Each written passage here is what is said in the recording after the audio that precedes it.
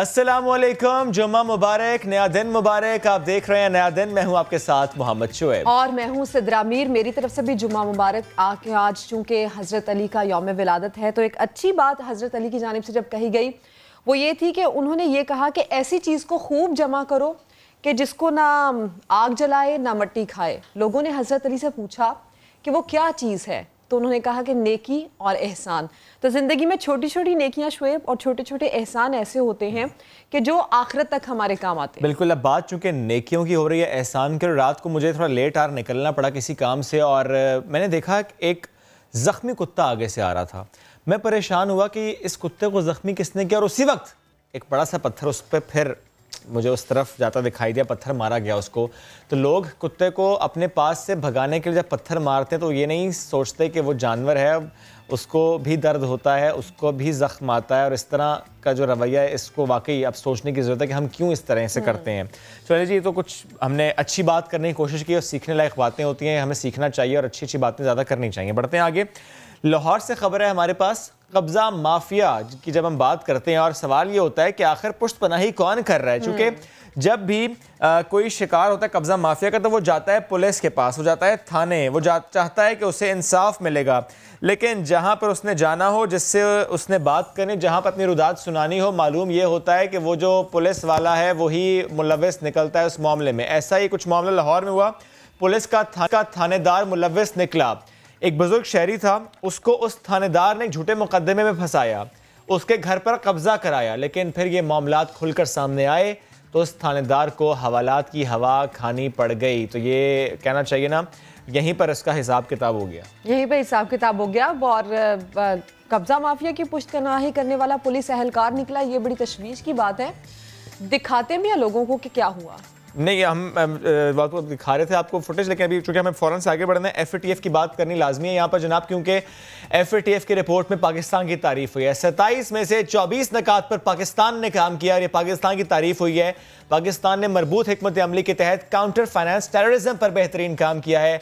Action plan पर एक जामे लाहे अमल अपनाया गया है। 27 में से 24 पॉइंट्स पर, जिस तरह मैंने पहले कहा, ज़बरदस्त काम किया गया। जो बाकी नकात हैं, थोड़े से नकात हैं, इस पर इंशाल्लाह काम हो जाएगा। पहले भी कहा गया था जून तक का टाइम है, still we have time till June, और इंशाल्लाह हम उस पर काम करेंगे। पहले हम 21 पॉइंट्स पर हमने काम किया था, अब हम 24 पर कर चुके हैं, तो 27 तक भी इंशाल्लाह हम बढ़ जाएंगे। इस डेवलपमेंट से ये असर होगा शुएब के पाकिस्तान के वाइट लिस्ट में जाने के अब चांसेस ज्यादा हो जाएंगे इंशाल्लाह। और दूसरी बात ये सिद्रा कि भारत ने बड़ी कोशिश की, इवन इस वर्चुअल इजलास से पहले भी भारतीय मीडिया ने बहुत कोशिश की और बार बार वो एक बात करता कि पाकिस्तान ब्लैक लिस्ट हो जाएगा। लेकिन उसकी इन कोशिशों के बावजूद देखिए कि पाकिस्तान को मौका मिला है और फिर जो वक्त है जून तक है। और इसके साथ साथ जो भारतीय जर्नलिस्ट हैं, कोशिश उन्होंने भी बहुत की। जिस वक्त FATF के सदर प्रेस कॉन्फ्रेंस कर रहे थे और वो पाकिस्तान की तारीफ कर रहे थे, भारतीय मीडिया शायद अंग्रेजी से बाज नहीं आ रहा था।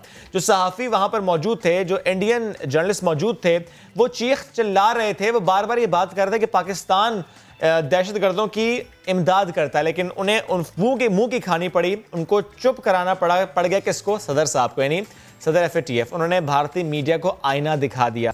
तो जनाब, ये एक अच्छी मुस्बत रही, पेशरफ्त रही FATF के मामले पर। इसी पे हम लाजमी तौर पर बात भी करेंगे, लेकिन दौरे श्रीलंका इसको भी डिस्कस करना यहाँ पर ज़रूरी है। पाकिस्तान की अच्छी लगी के हवाले मैं चाह रहा हूँ कि दौरा श्रीलंका पर बात करने से पहले, चूंकि अब आपने FATF की बात करने से पहले रिपोर्ट भी दिखाई है, तो इस वक्त वज़ीर ख़ारजा शाह महमूद कुरैशी साहब ने हमें ज्वाइन किया, उनसे हम बात कर लेते हैं। शाह साहब, thank you very much for joining us today. Shah साहब, भारतीय मीडिया की कोशिशें अपनी जगह, उनकी बातें अपनी जगह, उनके सवाल अपनी जगह, मुंह की खानी पड़ी जब सदर FATF ने कह दिया कि पाकिस्तान ने कंप्लाइंस दिखाई और 24 आउट ऑफ 27 पॉइंट्स पाकिस्तान ने बहुत अच्छी कारकर्दगी दिखाई है। शाह साहब, योर कमेंट ऑन दिस। जी, पहली बात तो ये है कि अल्लाह के फजल करम से भारत को नाकामी हुई कि वो हमें जो धकेलना चाहता था ब्लैक लिस्ट में, वो हासिल नहीं कर सका। दूसरी बात ये है कि आज इंटरनेशनल कम्युनिटी, जितने मेंबर्स हैं FATF के, वो पाकिस्तान की जो काविशें हैं उनको सराह रहे हैं, एक्नॉलेज कर रहे हैं कि पाकिस्तान ने इस तरफ बेपनाह पेशरफ्त की है, हमने लेजिस्लेशन की है, हमारे एडमिनिस्ट्रेटिव एक्शंस जो हैं वो इसका बात की निशानदेही कर रहे हैं कि हम टेरर फाइनेंसिंग को चेक करने में और मनी लॉन्ड्रिंग को चेक करने में संजीदा हैं।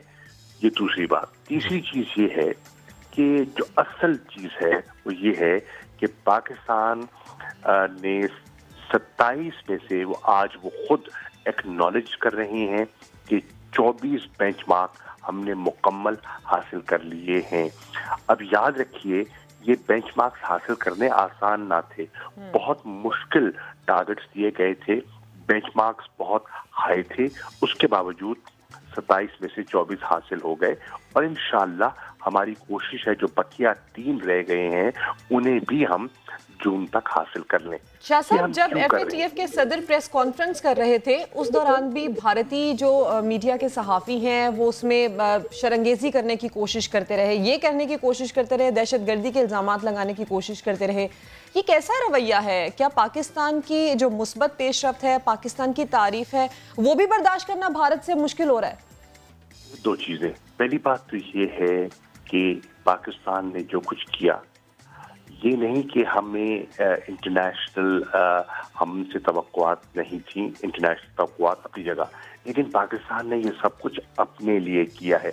हम अपने मुल्क को महफूज करना चाहते हैं दहशतगर्दी से। हमने बहुत बड़ी कीमत उठाई है, जानी माली कीमत उठाई है, और ये इक़दामात FATF का फोरम कहे या न कहे पाकिस्तान को अज खुद करने चाहिए, नंबर 1। नंबर 2, पाकिस्तान ये हमेशा कहता आया है कि हिंदुस्तान इस फोरम को पॉलिटिसाइज करता है। ये एक टेक्निकल फोरम है, इसको पॉलिटिसाइज न किया जाए, और हिंदुस्तान इससे बाज नहीं आता, तो उन्होंने एक मर्तबा फिर इसको पॉलिटिसाइज करने की कोशिश की। लेकिन आपने देखा कि जो मीटिंग्स हुई उसमें जो इंटरवेंशंस हुई, 13 से ज्यादा इंटरवेंशंस हुई पाकिस्तान के हक में। 13 से ज्यादा ममालिक ने पाकिस्तान के जो इक़दामात हैं उनको सराहा और एक्नॉलेज किया कि पाकिस्तान की बेपनाह पेशरफ्त है और उसको एक्नॉलेज करना चाहिए, तो हिंदुस्तान को मुंह की खानी पड़ी। ठीक, शाह साहब, FATF का मामला एक जगह जहां पर हमने देखा कि भारतीय मीडिया उसको मुंह की खानी पड़ी। एक और मामला सर, DGMOs का हॉटलाइन पर राबता होना और सीज़ फायर मुआहदे की पाबंदी पर बात होना और दोनों तरफ के मामलात पर डिस्कशन होना एक बहुत बड़ी डेवलपमेंट है।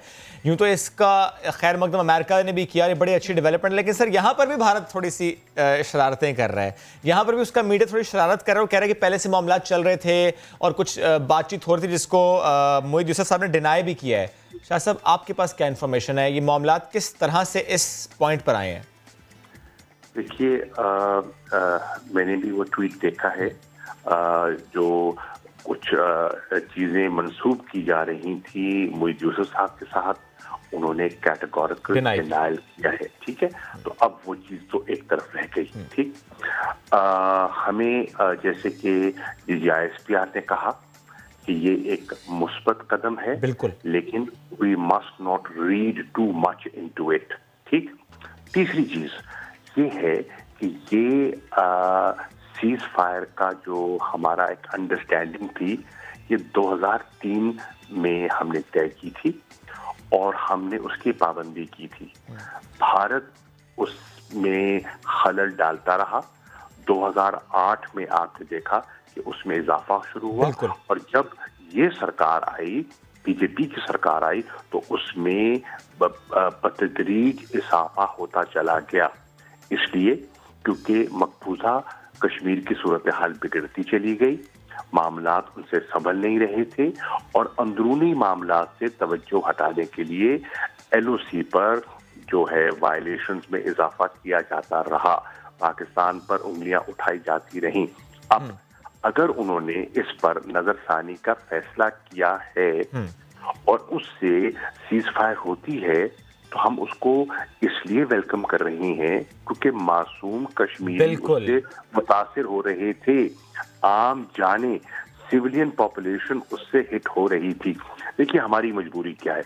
हमारी मजबूरी ये है कि हम वहाँ खुला टारगेट नहीं कर सकते, क्योंकि उस तरफ अगर हम फायरिंग करते हैं, शेलिंग करते हैं, तो जो मुतासिर होते हैं वो कश्मीरी हैं, वो हमसे मोहब्बत करते हैं, हमसे हमदर्दी रखते हैं, तो हमारे टारगेट महदूद हो जाते हैं सिर्फ मिलिट्री पोस्ट तक। और वो अंधाधुंध फायरिंग करते थे, वो हमारी पोस्ट को भी निशाना बनाते थे, हमारे जवानों को भी निशाना बनाते थे, और हमारे सिविलियन पॉपुलेशन को भी निशाना बनाते थे इससे। और उनकी कोशिश थी कि जो LOC पे हमारे लोग रहते हैं, उन्होंने तो वहां से इनखला करवा दिया, हमारे जो रहते हैं इन्हें मजबूरन अपने घर छोड़ने पड़े। तो आज उनको एक तहफ़्फ़ुज़ मिलेगा और ये खुश आइंद पेशरफ्त है, और ये पहले भी होती रही है, और अगर ये बहाल हुई है तो ये एक मुस्बत है। देखिए, हम क्या कहते आए हैं, हम कहते आए हैं पहले दिन से, जब से ये हुकूमत मार्ज़े वजूद में आई है, कि मामलात हिंदुस्तान बिगाड़ रहा है, एटमॉस्फेयर को विशिएट उसने किया है, और अगर वो मामलात को दुरुस्त करता है, हमने तो पहले कहा था, हम तो अमन के ख्वाहिशमंद हैं, हम तो बिगाड़ नहीं चाहते। हाँ, मसला है, इस मसले को रिजॉल्व होना है, और उसकी करारदादें मौजूद है, सलामती काउंसिल की करारदादें मौजूद है, उससे तो हिंदुस्तान इनकार कर नहीं सकता। बिल्कुल। बस शाह साहब, एक जुमला और अगर इसी पर आप मुझे ये बता दें कि आपको लग रहा है कि इस सीज़ फायर मुआहदे के बाद, यानी जो राबता हुआ DGMOs का, इसके बाद आपको लग रहा है कि भारत बार बार ये कोशिश कर रहा है और खुद से कोशिश कर रहा है, खुद स्टेप्स ले रहा है पाकिस्तान से बात करने के लिए कि let's start talks, let's come on the table? देखिए, सबसे पहले पाकिस्तान तो पहले दिन से ये कहता आया है कि इसका सिवाय गुफ्तगू शनीद से इसका और हल है क्या? मुझे बताइए, क्या मसला कश्मीर का कोई मिलिट्री सोल्यूशन है? मेरी नजर में नहीं है। अगर मिलिट्री सोल्यूशन नहीं है तो फिर सोल्यूशन है क्या? तो पॉलिटिकल डायलॉग ही है ना सोल्यूशन। अच्छा, क्या हिंदुस्तान ने जो इक़दामात उठाए 5 अगस्त 2019 को, क्या उन इक़दामात से मकबूजा कश्मीर की सूरत हाल सुधर गई? हरगिज़ नहीं सुधरी, बल्कि वहां बिगाड़ में इजाफा हुआ। तो ये कोई हल नहीं है। ये जो इक़दामात उन्होंने उठाए, ये इसका हल नहीं है। और जो मुसलसल तशद्दुद जारी है कश्मीरियों पर, उसके इंतहा हो चुकी है। कितना और तशद्दुद करेंगे, कितनी और उनकी आजमाइश लेंगे, कितने घरों को उजाड़ेंगे, एक हद होती है। और आज आप देखें, मैं आपके सामने अर्ज करना चाहता हूं, अभी मेरी नजर से एक रेजोल्यूशन गुजरा है, जो है आपकी American Pakistan public affairs committee. उन्होंने एक रेजोल्यूशन मूव किया है, और उस रेजोल्यूशन में उन्होंने ये मुतालबा किया है कि इस किस्म की जो ह्यूमन राइट्स की वायलेशंस हैं, इन वायलेशंस को हमें देखना चाहिए। और वो तवक्को करते हैं कि अमेरिका जो है वो ऑप्रेस्ड पीपल, जो महकूम लोग हैं, उनकी आवाज बनता रहा है तारीखी तौर पर।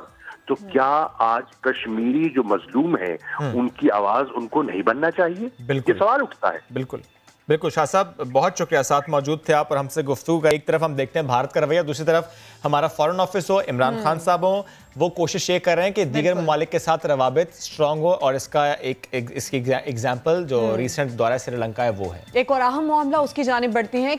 एक अहम सवाल भी है ये कि क्या कोरोना वायरस पलटकर हमले कर रहा है? क्या वायरस का शिकार लोगों को दोबारा भी वायरस हो सकता है? कल हमने शो में इसी पर बात की थी। Lahore university of health sciences के वाइस चांसलर डॉक्टर जावेद अकरम साहब हमारे साथ शो में थे, और उन्होंने ये इंकिशाफ किया था, शुएब, जब आपने उनसे सवाल किया कि क्या एक कोरोना पेशेंट को दोबारा से कोविड हो सकता है, तीसरी बार भी हो सकता है। तो ये एक बड़ा अहम इंकिशाफ था, और उन्हें यह भी खदशा है कि हजारों इस तरह के केसेस हुए हैं, और क्योंकि अब कोरोना SOPs पर बिल्कुल अमल नहीं होता, एक और अहम मामला है। और एक और अहम पॉइंट आपने उनसे ये भी पूछा था कि कई ऐसे लोग हैं जिनको ये मालूम नहीं है कि उनको कोरोना है नहीं है, लेकिन फिर भी वो कोरोना का एक्सपोजर कर चुके हैं। जिस पर उन्होंने कहा था कि अंदाजा है कि 30% जो पाकिस्तान की आबादी शायद वो कोविड एक्सपोजर उनको हो चुका है। एनीवे जी, इन अहम मामलों पर बात करेंगे। डॉक्टर फैसल सुल्तान साहब, मुआविन खुसूसी बराए सेहत, हमें ज्वाइन कर चुके। डॉक्टर साहब, बेहद शुक्रिया आपके वक्त का, गुड मॉर्निंग कहेंगे। डॉक्टर साहब, आप बताइएगा, जो कल हमारे शो में डॉक्टर जावेद अकरम साहब ने बात की, उस पर ज़ाहिर बाद में भी हमने गुफ्तगू की कि कोविड-19 का पेशेंट जिसे तीसरी बार भी कोविड हुआ हो, पाकिस्तान में ऐसे केसेस हजारों हैं। Sir, what's your information about this? हज़ारों का तो पता नहीं जी, लेकिन ये बात बड़ी वाज़ेह है और ये ना इंकशाफ है, ना ये नई बात है कि कोरोना के केसेस ऐसे ज़रूर देखे गए हैं जिसमें एक दफ़ा बीमारी होने के बाद एक शख्स को कुछ अरसे के बाद दोबारा भी बीमारी हुई। ये पाकिस्तान में भी देखा गया। जब हमने आखिरी दफ़ा इसको कुछ एनालाइज़ किया तो चंद सौ केस हमें मालूम थे, लाखों में से, लेकिन थोड़े कुछ सौ थे जिनको दोबारा हुआ। और दुनिया भर में भी ये इस फिनोमेनन का जिसे कहते हैं ऑब्ज़र्व किया गया। ये एक्सेप्शनल चीज़ है, यानी ये नॉर्मल नहीं है, लेकिन ये बिल्कुल होता है, हो सकता है। और इसकी वजह यह है कि कई दफ़ा जो पहली दफ़ा आपको बीमारी होती है उसमें मुकम्मल इम्यूनिटी कई दफ़ा नहीं डेवलप हो पाती, या जब दूसरी दफ़ा आपको वायरस का एक्सपोजर होता है तो वायरस पिछली दफ़ा की निस्बत थोड़ा सा फ़र्क होता है। तो ये चीज़ें साइंसी तौर पे मुमकिन हैं, ये कॉमन तरीन नहीं होती, लेकिन ये हो सकती है। यानी परसेंटेज बहुत कम होती है। चूंकि सर आप बात करें सेकंड टाइम, लेकिन हमारे लिए नई बात ये थी कि थर्ड टाइम भी होना। अभी 1 साल हुआ पाकिस्तान में वायरस की मौजूदगी है, और ऐसे में अगर एक शख्स को तीसरी बार भी कोविड हो रहा है तो ऐसे सवाल ये उठते हैं कि फिर जो वैक्सीन पाकिस्तान में लोगों को लगाई जा रही है और लगाई जाएगी, फिर क्या उससे हम वो इम्यूनिटी हासिल कर पाएंगे या कि नहीं? बस वैक्सीन लगाई और चंद हफ्तों बाद दोबारा ज़रूरत महसूस होगी वैक्सीन लगवाने की, क्योंकि एंटीबॉडीज़ उस मकदार में नहीं मौजूद होंगी। एक तो ये है कि जी इस बीमारी और इसकी वैक्सीन के बारे में जो मालूमात हैं वो वक्त के साथ इवॉल्व हो रही हैं, लेकिन एक बात हमें जहन में रखनी चाहिए, वो ये कि कम्युनिटी लेवल की जो इम्यूनिटी है ना जी, वो वैक्सीन के ज़रिए हासिल हो जाती है। उसका मकसद क्या, कहने का क्या मकसद है, वो ये है कि जब करोड़ों लोग एक माशरे में मौजूद हैं और उसमें एक सर्टन परसेंटेज को वैक्सीन लग जाए या उनको बीमारी हो चली हो, तो फिर कम्युनिटी लेवल पे जो है इम्यूनिटी मौजूद होती है। हाँ, क्या इनफरादी लेवल पे क्या मुमकिन है कि कोई एक शख्स जो है उसको दोबारा बीमारी हो जाए एक दफ़ा होने के बाद, या उसको वैक्सीन के बाद भी हो जाए? ये जाहिर है, ट्रायल्स के दौरान भी आपने नोट किया होगा कि जो वैक्सीन की एफिकेसी अफादियत है वो 100% नहीं होती। बिल्कुल। अच्छा डॉक्टर साहब, एक बात और बताइएगा कि जब हम बात कर रहे थे वैक्सीन की, ज़ाहिर डिफरेंट कंपनीज वैक्सीन बना रही हैं और आहिस्ता आहिस्ता इंशाल्लाह वो तमाम ही कंपनीज की वैक्सीन पाकिस्तान में मौजूद होगी, लेकिन सर इसमें डॉक्टर यास्मीन राशिद साहिबा ने एक बात की थी एक दफ़ा, उन्होंने कहा था कि किसी को ज़ोर ज़बरदस्ती करके वैक्सीन जो है वो नहीं लगवाई जाएगी, मर्जी है आपका अपने अख्तियार लगवाएं चाहे ना लगवाएं। लेकिन वज़ीर सेहत सिंध अज़रा पेचोहो साहिबा ने कहा है कि जो वैक्सीन नहीं लगवाएगा, यानी पैरामेडिकल स्टाफ का अमला जिसकी इस वक्त वैक्सीनेशन हो रही है, उनके खिलाफ कार्रवाई होगी।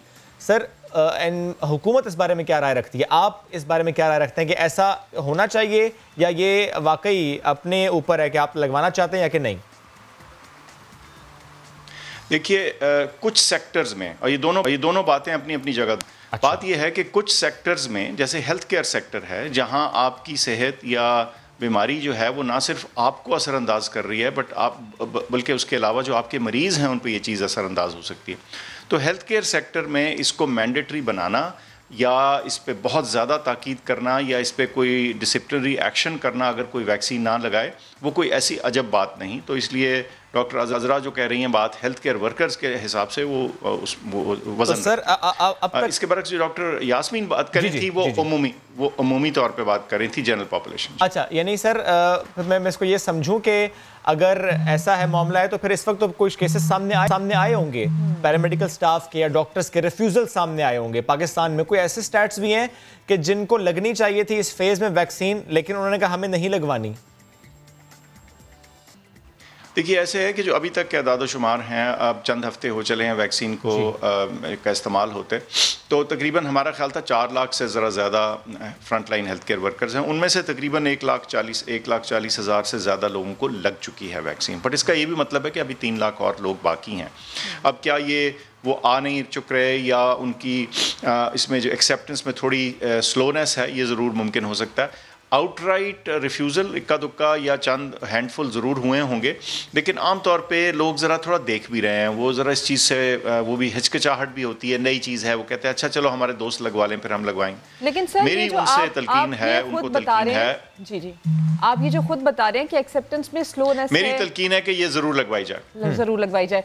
अच्छा, ये तो आपकी तलकीन हो गई, लेकिन जो लोग नहीं लगवाना चाह रहे हैं, जो हिचकिचा रहे हैं या जो रिफ्यूज़ल भी कर रहे हैं इसके लिए, क्या उनके खिलाफ कोई लाइहामल तैयार होगा, कोई कार्रवाई होगी? इसको लाजिम बनाया जाएगा कि ये लगवानी लाजिम है? अच्छा, ऐसे है कि जो हेल्थ केयर की डिलीवरी और ऑपरेशन है, यानी जो सेहत बतौर एज एन ऑपरेशनल एंटिटी जो है वो प्रोविंशियल डोमेन है और तमाम सूबे ये अपनी अपनी जगह फैसला करेंगे। लेकिन मैं समझता हूँ कि इस चीज़ पे सीरियस गौर होना चाहिए कि हेल्थ केयर सेटिंग के अंदर इसके ऊपर या ताकीद या सख्ती या कोई डिसिप्लिनरी एक्शन होना चाहिए, मासिवाय उन लोगों के जिनको कोई पहली डोज लगी और उससे एलर्जिक रिएक्शन अगर हुआ तो ठीक है, वो तो एग्जेम्प्ट हो जाने चाहिए, लेकिन वो आटे में नमक भी नहीं होंगे। ज़्यादातर लोगों को इसमें कोई सख्ती या कोई ताकीद या कोई रिक्वायरमेंट होनी ज़रूरी होगी। किसी ने मेंशन किया कि इसमें इंसेंटिव भी होना चाहिए, एजुकेशन भी होनी चाहिए, और जैसे उस दिन में डॉक्टर अजरब ने कहा कि किसी किस्म की कोई जिसे कहते हैं डिसिप्लिनरी साइड भी इसमें आ सकती है। इसको इंश्योर करने के लिए कि हमारे हेल्थ केयर वर्कर्स जो हैं वो अपने आप को भी प्रोटेक्ट करें और अपने पेशेंट्स को। ठीक, चूँकि सर आपने भी तलकीन की है इस प्लेटफॉर्म से कि वैक्सीन लाजमी लगवाई जाए, तो मैं चाह रहा हूँ कि ज़रा लोगों की तसल्ली के लिए आप प्लीज़ उनके साथ शेयर करें कि अब तक जितने भी लोगों को वैक्सीन लगाई गई है, आपने खुद भी ज़ाहिर लगवाई है, और ऐसे भी लोग हैं जिनको शायद सेकंड डोज भी अब तक लग चुकी होगी, यानी जहाँ पर सबसे पहले हेल्थ केयर प्रोफेशनल को वैक्सीन लगी थी, उनकी अगर आप हालत से मुतालिक बता पाएँ कि ऐसा कोई भी केस रिपोर्ट नहीं हुआ, कोई ऐसा मामला रिपोर्ट नहीं हुआ कि रिएक्शन हुआ, ताकि लोगों को तसल्ली हो जाए कि जिस कंपनी की वैक्सीन इस वक्त पाकिस्तान में लगाई जा रही है वो सेफ है। बिल्कुल सेफ़ है जी। अब तक लाखों वैक्सीन यानी 1.5 लाख के करीब, मैंने आपको बताया 1,40,000 से ज़्यादा वैक्सीन लग चुकी हैं। ज़्यादातर साइड इफ़ेक्ट्स छोटे मोटे दर्द बुखार इस टाइप के नौयत के हैं। इक्का दुक्का इफ़ेक्ट अगर आएगा भी तो उसको हम इन्वेस्टिगेट करके देख लेंगे। मैं अपना ज़ाती बता सकता हूँ, मैंने वैक्सीन लगाई, मुझे बिल्कुल कोई इसमें तकलीफ़ महसूस नहीं हुई। थोड़ी चंद घंटों के लिए अगले दिन, एक दिन छोड़ के चंद घंटों के लिए बाजू में थोड़ी सी जिसे कहते हैं दर्द सी थी, लेकिन वो भी ख़त्म हो गई। और ज़्यादातर लोग जिनसे मेरी बात हुई है वो हशाश बशाश हैं, और आपने जैसे सही बताया कि बहुत से लोग ऐसे हैं जिनको अभी दूसरी डोज भी लग चुकी है। बिल्कुल। अच्छा सर, ये जो हल्का फुल्का रिएक्शन हो रहा है वैक्सीन लगाने के बाद, इस पर रिसर्च क्या कहती है? ज़्यादातर किन लोगों को ऐसा हो रहा है? जो कोविड के क्रिटिकल फेज से गुजरे हैं, क्या उन लोगों को रिएक्शन हो रहा है? ये नॉर्मली ये किसी को भी रिएक्शन हो सकता है? ये किसी, देखें, ये बताना नामुमकिन है इस स्टेज के ऊपर। आमतौर पे अगर कोई किसी वैक्सीन के किसी कंपोनेंट में आप उसको एलर्जिक हैं तो हो सकता है थोड़ा सा एलर्जिक रिएक्शन आ सकता है, लेकिन अभी तक आप देखें 1.5 लाख लोग हो चुके हैं और हमें किसी ऐसे सीरियस वाक़े का नहीं मालूम अभी तक जो इसमें वैक्सीन की वजह से हुआ। सही सर, ये भी सेफ है और लगवाइए। देखें, जो ज़्यादा ख़तरनाक बात है वो बीमारी है। बिल्कुल ठीक है सर। क्या ही अच्छा हो कि अगर एक एग्जाम्पल के तौर पर लोगों को इस तरफ राग़िब करने के लिए वज़ीर आज़म इमरान खान साहब को वैक्सीन लगाई जाए और वो लाइव टेलीकास्ट हो, ऐसा कोई प्लान हो रहा है? देखिए, ये चूँकि नॉर्मल पॉपुलेशन के लिए, नॉन हेल्थ केयर वर्कर्स के लिए इसका आगाज़ मार्च से शुरू होगा, जब एस्ट्राजेनेका की डोजेज़ आ जाती हैं, तो उसके बाद हम कौमी लीडरशिप के ज़रिए इसको बतौर एग्ज़ाम्पल के ज़रूर सामने रखेंगे। यानी ये प्लान है? जी जी। और ऐसी कोई डिस्कशन हुई है, किसी की तरफ से मशवरा दिया गया हो कि इमरान खान साहब आपको लगा देते हैं, पहले से लगा देते हैं, फिर उन्होंने कहा कि नहीं पहले हेल्थ केयर वर्कर्स, ऐसी कोई बात हुई है? ऐसी हुई थी जी, मैंने जिक्र किया कि ये हो रहा है, तो मैंने कहा कि हम वैसे हमारी तो ख्वाहिश है कि हेल्थ केयर वर्कर, उन्होंने कहा बिल्कुल ये सही बात है, हेल्थ केयर वर्कर से शुरू करें और जब बाकी की बारी आएगी तो फिर देखेंगे। तो जाहिर है चूँकि उनकी सेहत और इलाज के मामले में मेरा वास्ता थोड़ा सा रहा है, तो मैं जब वो आएगी वैक्सीन तो फिर आपको बताएंगे इसके बारे में। अच्छा सर, हर पाकिस्तानी को, एक आम पाकिस्तानी को ये वैक्सीन कब तक लग जाएगी? हम कब तक कह सकते हैं कि पाकिस्तान के तमाम शहरियों के लिए अवेलेबल होगी? 2022, 2023 कब तक? या यूं भी इस में ऐड कर लें कि जिस तरह कल डॉक्टर जावेद ने कहा कि 15-15.5 करोड़ आबादी को वैक्सीन लगना जरूरी होगी, तो टारगेट सेट किया गया, ये 15.5 करोड़ की आबादी को वैक्सीन कब तक लग जाएगी? मेरा ये ख्याल है कि हमारा टारगेट शायद इससे भी थोड़ा ज़्यादा होना चाहिए। ये तखमीना है, उनकी बात भी अपनी जगह ठीक है, वो शायद इस चीज़ को केटर कर रहे हैं कि स्पीड ऑफ वैक्सीनेशन क्या है, लेकिन मैं समझता हूँ इस साल के आखिर तक हमें कोशिश करनी चाहिए कि तकरीबन अपनी 40-50 मिलियन पॉपुलेशन जो है, 4 से 5 करोड़ लोग जो हैं, उनको ये वैक्सीन लग जाए। और लेकिन उसको मुमकिन बनाने के लिए हमें जो इसकी वैक्सीन लगाने की पेस है उसको खासा तेज़ रखना पड़ेगा और ये चंद 100 सेंटर्स पे मुमकिन नहीं होगी। इसके लिए हमें रीच आउट करना पड़ेगा अपने अस्पतालों को, पब्लिक सेक्टर, प्राइवेट सेक्टर, ताकि हर जगह जहाँ कोई वैक्सीन लगवाना चाहे जाए और फ्री वैक्सीन लगवाए। ठीक सर, कोवैक्स के प्लेटफॉर्म से भी ज़ाहिर है डेवलपिंग नेशंस को वैक्सीन की डोजेस मिलनी है और पहला जो मुल्क है घाना, उसको वो वैक्सीन मिल चुकी है और इंशाल्लाह आगे आने वाले दिनों में पाकिस्तान को भी उस प्लेटफॉर्म से वैक्सीन मिलनी है। सर, लेकिन ये खबरें भी रिपोर्ट हो रही हैं कि जिन कंपनीज़ ने वैक्सीन की डोजेस कोवैक्स के प्लेटफॉर्म से प्रोवाइड करनी है, वो उन कंपनीज़ में भी कुछ डोजेस कम है और कुछ प्रेशराइज भी है डेवलप्ड नेशंस का, तो कोवैक्स का प्लेटफॉर्म भी थोड़ा हिट हो सकता है। तो ऐसा आइडिया है सर कि पाकिस्तान में कोवैक्स के प्लेटफॉर्म से आने वाली डोजेस शायद ताखीर का शिकार हो सकती हैं? इस वक्त तो जी हमारा ख्याल ये है कि ये जो इब्तदाई खेप है, पहली दूसरी ट्रांच है, इसमें तो हमें कोई क्वांटिटीज़ का कोई मसला नहीं नज़र आ रहा। ये इंशाल्लाह आराम से आ जाएंगी।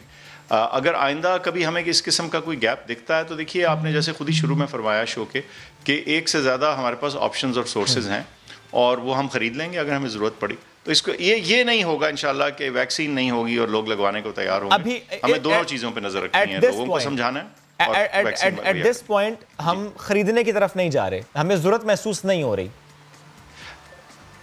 इस वक्त फिलफौर नहीं। अगले चंद हफ्तों की, यानी जो आप कहें अगले 4 to 6 वीक्स में, तो मुझे कोई नहीं नज़र आता कि हमें ख़रीदने की ज़रूरत पड़ेगी क्योंकि हमारे पास काफ़ी डोजेज होंगी। लेकिन अगर जहाँ ज़रूरत पड़ती है हमें हुकूमत ने राइट दिया खरीदने। और प्राइवेट सेक्टर को भी ज़रा अलाउ किया गया है, तो ऐसे खबरें हैं कि प्राइवेट सेक्टर भी अब जल्द से शुरू कर देगा। जी, प्राइवेट सेक्टर जी उनको भी अलाउ किया गया, लेकिन मैं समझता हूँ जी, देखिए हम 220 मिलियन लोगों का मुल्क है और एक ये डेवलपिंग मुल्क है। ज़्यादातर लोग जो हैं उनको हुकूमत की तरफ से फ्री वैक्सीन के ज़रिए ही इसकी पूरी डिप्लॉयमेंट होगी। ये प्राइवेट प्रोक्योरमेंट चंद फ़ीसद लोग अगर कोई ले लेंगे तो वो मेरा नहीं ख्याल कि वो कुछ 1-2%, 3% से ज़्यादा हो सकती है फिगर पाकिस्तान के कॉन्टेक्स्ट में।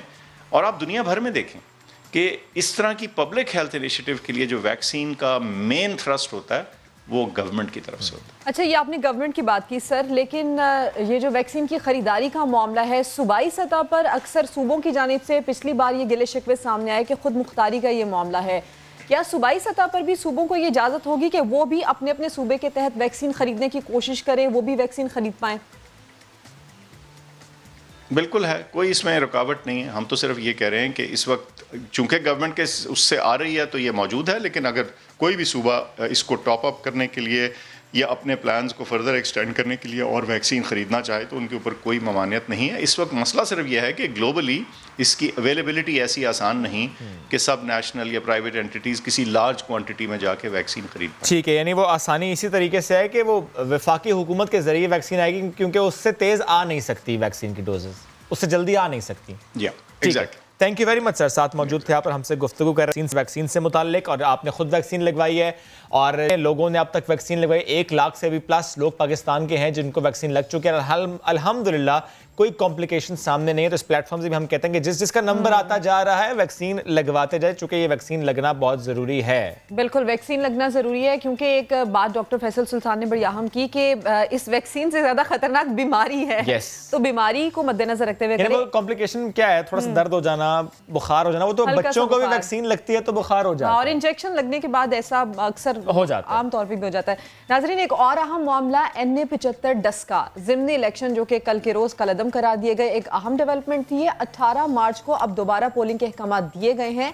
इलेक्शन कमीशन ने फैसले में करार दिया कि इंतखाब शफाफ और मुनसिफाना था, ना ही वोटर्स को बेहतर माहौल मिला।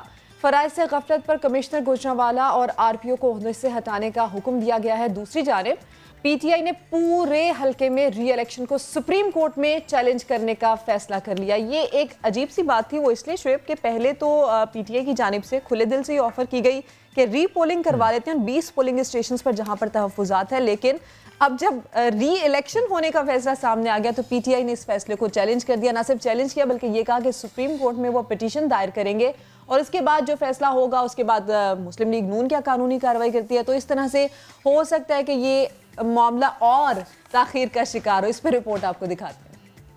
हम इदारों के फैसलों को मानते हैं और सरे तस्लीम खम है, अदारे के फैसले का एहतराम करते हैं। पीटीआई का इलेक्शन कमीशन के फैसले को चैलेंज करने का ऐलान। वजीर आजम की जेर सदारत इजलास में डस्का में री इलेक्शन के फैसले पर सुप्रीम कोर्ट से रुजू करने का फैसला कर लिया गया।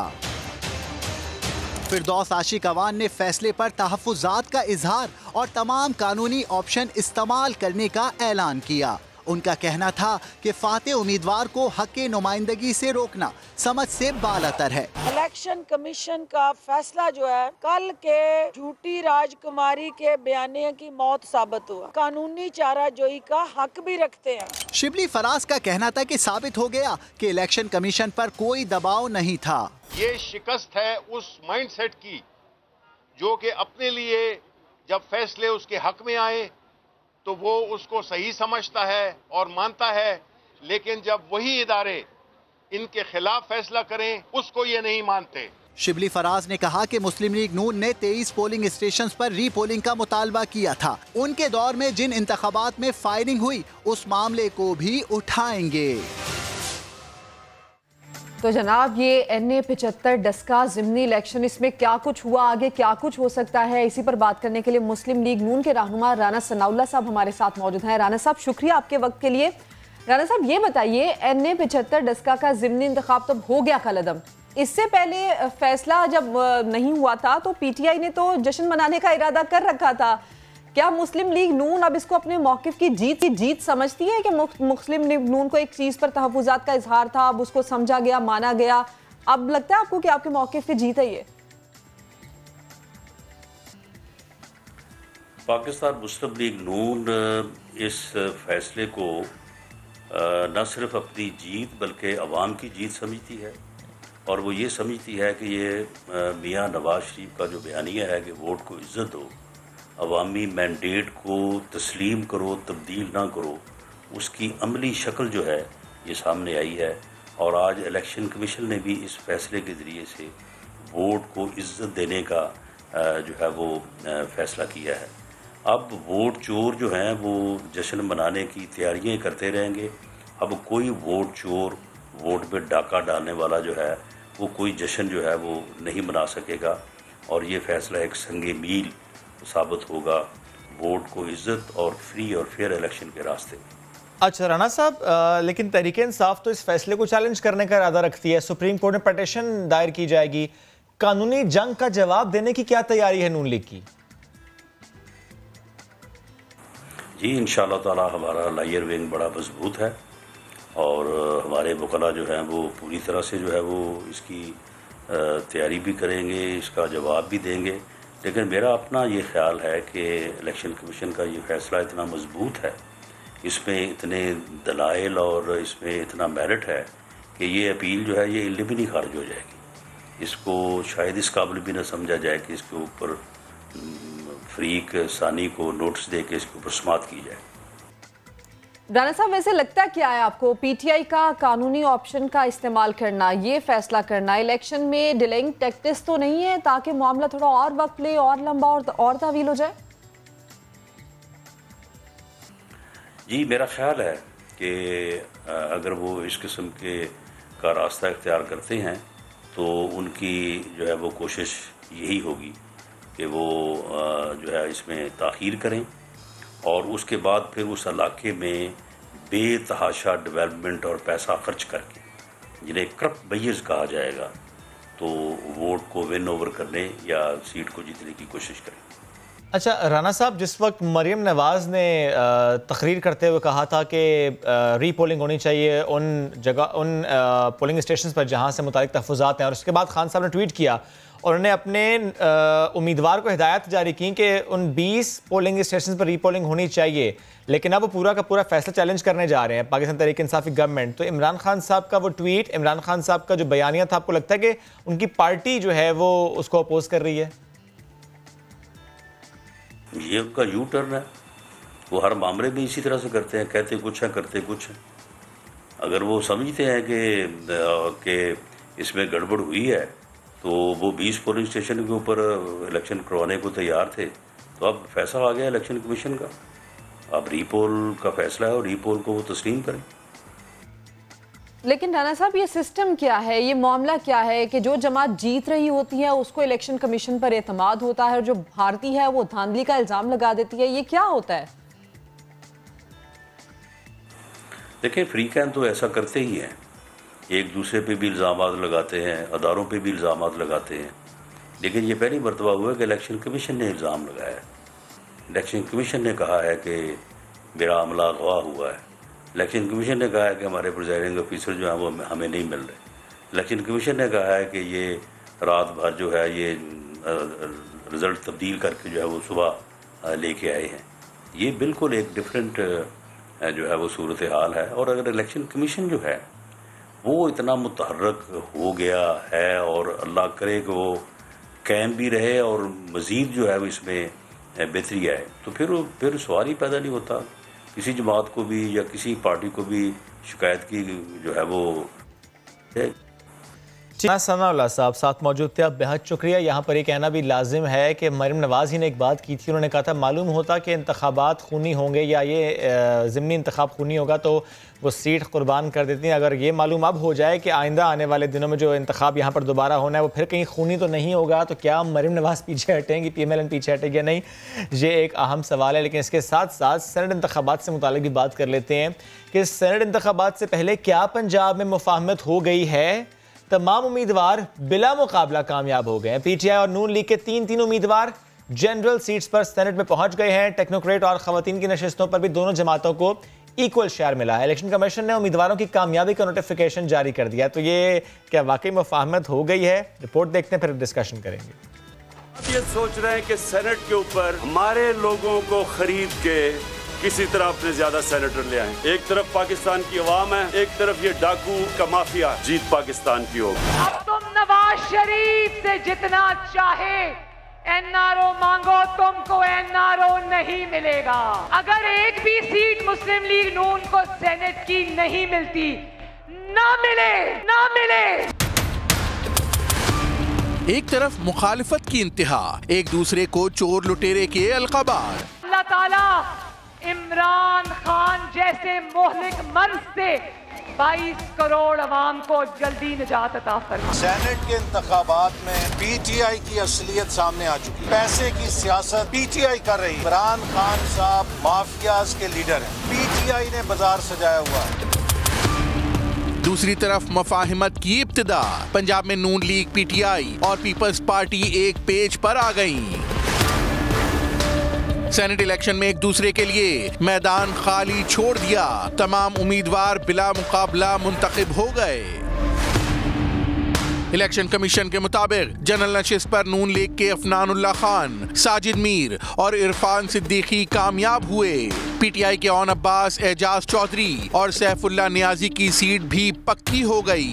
काफ लीग के कामिल अली आगा भी कामयाब हो गए। टेक्नोक्रेट नशिस्त पर नून लीग के आजम नजीर तारड़ और PTI के बैरिस्टर अली जफर बिला मुकाबला कामयाब। खातीन की नशिस्त पर PTI की डॉक्टर जरखा और नून लीग की सादिया बासी सेनेट में पहुंची हैं। दोनों जमातों के दो उम्मीदवार दस्तबरदार हुए, जिनमें नून लीग के जाहिद हामिद और सैफुल मलूक खोकर, जबकि PTI के जहीर अब्बास खोकर और उमर सरफराज शामिल हैं।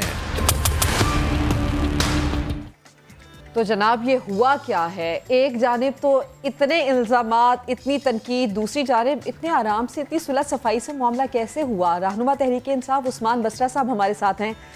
उस्मान बसरा साहब, good morning, welcome to the show.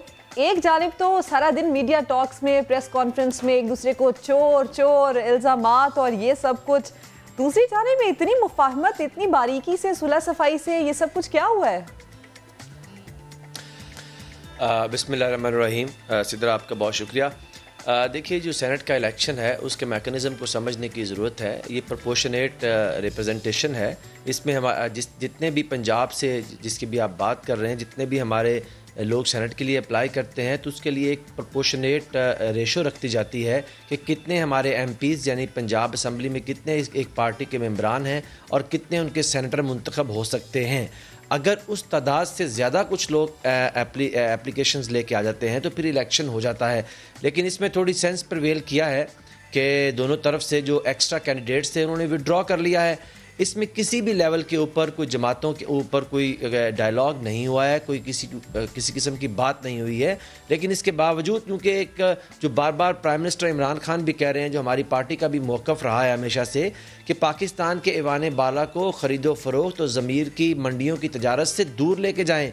Pakistan के लोगों का अपनी मुकन्ना कि दोनों ईवानों के ऊपर, ईवान ज़ेरी और ईवान बाला यानी कौमी असम्बली और सेनेट के जो इंतखाबात हैं, इसके ऊपर एतमाद होना चाहिए।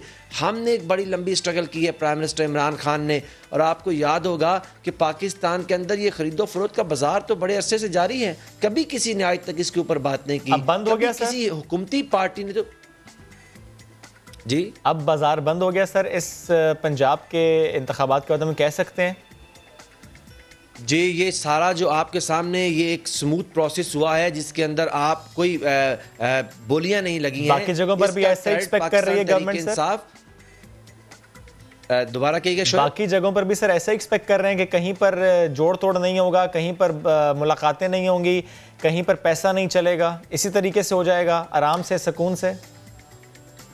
देखिए, हमारी तो यही कोशिश है, क्योंकि पाकिस्तान के अंदर ईवान बाला के तकद्दुस की बहाली की जंग लड़ने का सेहरा तो इमरान खान के सर है, हमारी पार्टी के सर है। लेकिन अफसोस का मुकाम यह है कि जब हमारे लोगों के पास मेंबर्स नहीं हैं, नंबर्स नहीं हैं, तो वो अपनी सेनेट के लिए अप्लाई क्यों करते हैं? अभी जो मरकज़ के अंदर आप देखिए, जो सीटों के ऊपर जो यूसुफ रज़ा गिलानी साहब को ले आए हैं, तो अगर आप नंबर्स को काउंट कर लें तो जब इनिशियली आपके पास नंबर ही नहीं है, अगर फ़र्ज़ करें शोएब आप अप्लाई करते हैं सेनेट के लिए, अल्लाह करे किस दिन आप भी करें, और आप वोट देंगे सर मुझे, तादाद ही मतलूबा नहीं है कि आप सेनेट में पहुंच सकें, तो लामुहाला समझा जाएगा ना कि आप लोगों के ज़मीर खरीदेंगे, आप पैसा चलाएंगे, क्योंकि अपेरेंटली आपके पास वोट नहीं है।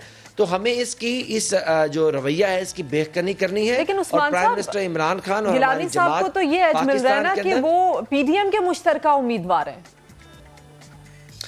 देखिए, वो पीडीएम छोड़ पूरे पाकिस्तान के भी मुश्तरका उम्मीदवार हो जाएं तो जीतना तो नंबर से है ना। देखिए सिदरा, ये सेनेट का इलेक्शन जो है 2+2 4 का इलेक्शन हुआ करता है। इसके अंदर बिल्कुल अपेरेंटली वाज़िया है कि कौन सी जमात सीट ले पाएगी, कौन सी नहीं ले पाएगी। लेकिन आप देखिए कि जब आपके पास मतलूबा नंबर ही नहीं है गिलानी साहब के पास, पीडीएम के पास जो 8 से 9 लोग शॉर्ट हैं उस लिस्ट के अंदर, तो ये 8-9 लोग खरीदने की जंग शुरू हुई है। मंडियां लगाई जा रही है। बिल्कुल, यानी बसरा साहब, इसका मतलब तो ये हुआ, इसका मतलब तो ये हुआ कि अगर नंबर गेम सपोर्ट नहीं कर रही और कोई उम्मीदवार जिसने कागजात नामजदगी जमा कराए हैं, इसका मतलब है कोई मामलात तो खराब हो रहे हैं, जोड़ तोड़ तो हो रहा है, पैसा तो चल रहा है। देखिए शोएब, यही वो बात है जो मुझे और आपको बसीता पाकिस्तानी हमारे सर को बुलंद नहीं होने दे रही। यहाँ पे ईवान और ईवान बाला, सेनेट जो है पाकिस्तान का ईवान बाला है। दुनिया हमें किस नज़र से देखेगी अगर दो दफ़ा के एक जो पार्टियां हुकूमत में रही हैं, बेशुमार दोनों पार्टियां, ये एक ऐसे आदमी को सेनेट में लेके आएंगी जो वोट खरीद के आया होगा। बिल्कुल ठीक है। उस सेनेट के मेंबर की और पाकिस्तान के ईवान बाला की ये बात बिल्कुल ठीक है। उस्मान साहब, एक सवाल ये, अभी कल ही की रोज मुलाकात हुई है मरियम नवाज की और बिलावल की। आप चूंकि गिलानी साहब के नंबर्स की बात कर रहे हैं, तो उसमें नवाज शरीफ और आसिफ जरदारी के पैगामात एक दूसरे को पहुंचाए गए हैं। मुशावरत ये की गई है कि यूसुफ रजा गिलानी को बतौर चेयरमैन सेनेट कामयाब करवाया जाए। तो फिर ये कैसे होगा? इतना बड़ा इकदाम कैसे वो सोच रहे हैं फिर? देखिए, जो कल वहां पे बैठक हुई है, ये पाकिस्तान के जमहूरी निज़ाम के मुंह पे एक तमाचा था। आप मुझे ये बताइए सिदरा, और आप भी शोएब, आप कितने अरसे से इस पॉलिटिक्स को कवर कर रहे हैं? सिदरा, मैं तो आपको बड़े लंबे अरसे से देख रहा हूँ। जी, मैं आपके साथ पहले भी बहुत शोज कर चुकी हूँ। लोग नहीं थे जो कहा करते थे कि ये जो वजीर आजम गिलानी है ये चोर है, वो कहा करते थे कि नवाज शरीफ तो मोदी का यार है, वो कहा करते थे अल्लाह भी हमें माफ नहीं करेगा। जरदारी साहब का पैगाम तो आपने कहा। बसरा साहब, ऐसी बातें ना करें, फिर ना इमरान खान और शेख रशीद याद आ जाते हैं, तो ऐसी बातें ना करें। देखिए, मैं आपके सामने शोएब एक बात रखूं, अगर तो हम माजी के अंदर फंसे रहेंगे। आप फंसे हैं सर, आप बात नहीं की है सर, आपने माजी की बात पहले की है सर, आपने की है।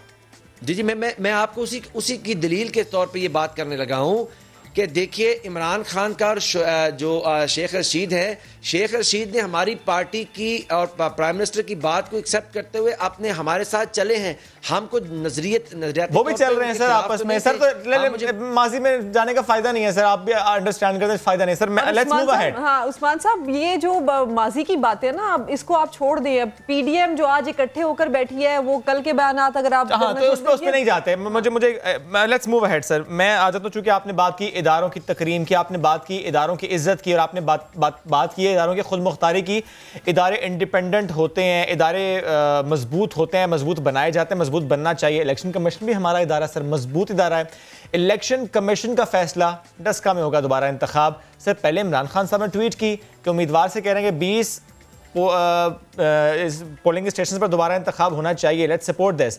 सर उसके बाद जब इलेक्शन कमीशन फैसला दे रहा है, कदम करार दे रहे हैं इंतखाबात को, और आप ही कुछ रहनुमा पहले ये बात कर रहे हैं कि जो फैसला इलेक्शन कमीशन देगा हम उसे एक्सेप्ट करेंगे, फैसला आपके खिलाफ आया तो आपने कहा हम उसको चैलेंज करेंगे। सर एक्सेप्ट करना चाहिए था।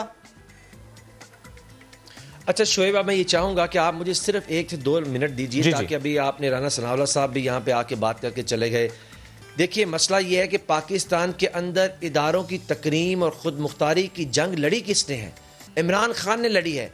एक वक्त इस मुल्क के अंदर वो रहा है जब हमने 4 हल्के खोलने का कहा और हमने धरने देने पड़े, हमारे लोगों की शहादतें हुई, और फिर कहीं जाकर के कमीशन बना, आपको याद होगा, बिल्कुल याद है। जहां एक पार्टी ने कहा कि इलेक्शन गलत है और 20 एक लिख के दिया, हमें एक तहरीर के ऊपर लिख के एप्लीकेशन दी जो नौशीन है उनकी उम्मीदवार ने 75 से, कि पहले 23 का कहा, फिर कहा 20 जो पोलिंग स्टेशन है उसके ऊपर रीपोल करवा दें। वजीर आजम ने आगे बढ़ के कहा कि बिल्कुल हम इसको एक्सेप्ट करते हैं, अगर हमें रीपोल के लिए कहा जाएगा तो हमारे जो कैंडिडेट है वो जाएंगे।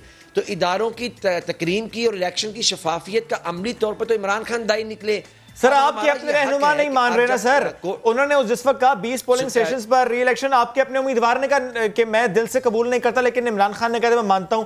सर बात सिर्फ इतनी सी है कि जब इलेक्शन कमीशन ने कहा री इलेक्शन तो सर उसको मान लेना चाहिए ना सर। क्यों वक्त जाया किया जा रहा है, क्यों उसको चैलेंज किया जा रहा है? शुएब, इदारों की तकरीम और इदारों का तकद्दुस ये है कि जब एक इलेक्शन कमीशन ने फैसला किया, इसको समझिए, लोगों को भी बताने दीजिए कि हमें खुदारा नून के साथ ना मिलाइए। हमारे किसी एक एमपीए, किसी एक एमएनए, किसी एक रहनुमा ने ये कहा कि इलेक्शन कमीशन के अंदर बुत बैठे हुए हैं, इलेक्शन कमीशन तो फिक्स मैच खेलता है। लेकिन मसला साहब, वही इलेक्शन कमीशन अगर 20 पोलिंग स्टेशन के ऊपर रीपोलिंग करवा देता तो वो इलेक्शन कमीशन अच्छा था। अब चूंकि फैसला कलअदम करार दे दिया, पूरे हल्के में इलेक्शन होंगे, तो अब वही इलेक्शन कमीशन के फैसले को आप चैलेंज कर रहे हैं। देखिए, इलेक्शन कमीशन के फैसले को चैलेंज करना मेरा कानूनी आईनी हक है। मेरी पार्टी का, मेरे उम्मीदवार का, किसी भी शख्स का आईनी और कानूनी हक है, उससे छीना नहीं जा सकता।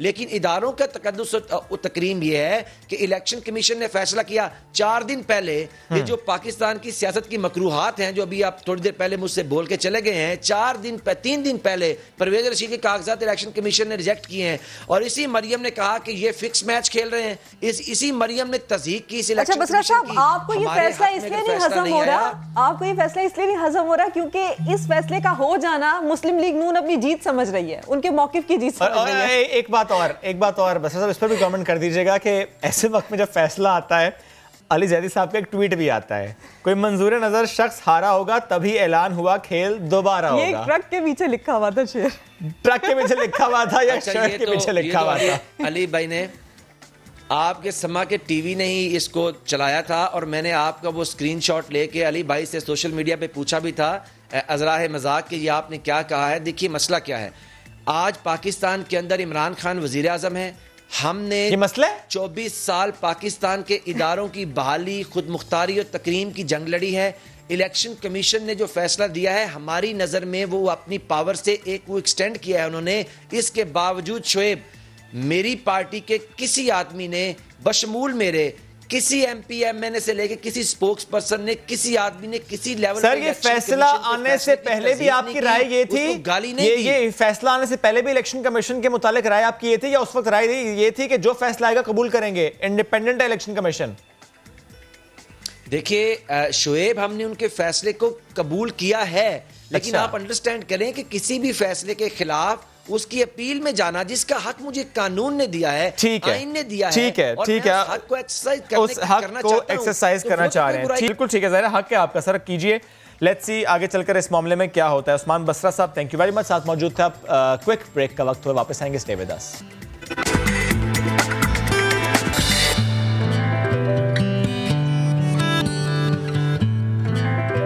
वेलकम बैक जनाब। ब्रेक के बाद एक अहम इशू, एक अहम टॉपिक, वो ये कि पाकिस्तान में 2020 में ऑनलाइन हिरासत करने की शिकायत में 70% इजाफा हुआ है।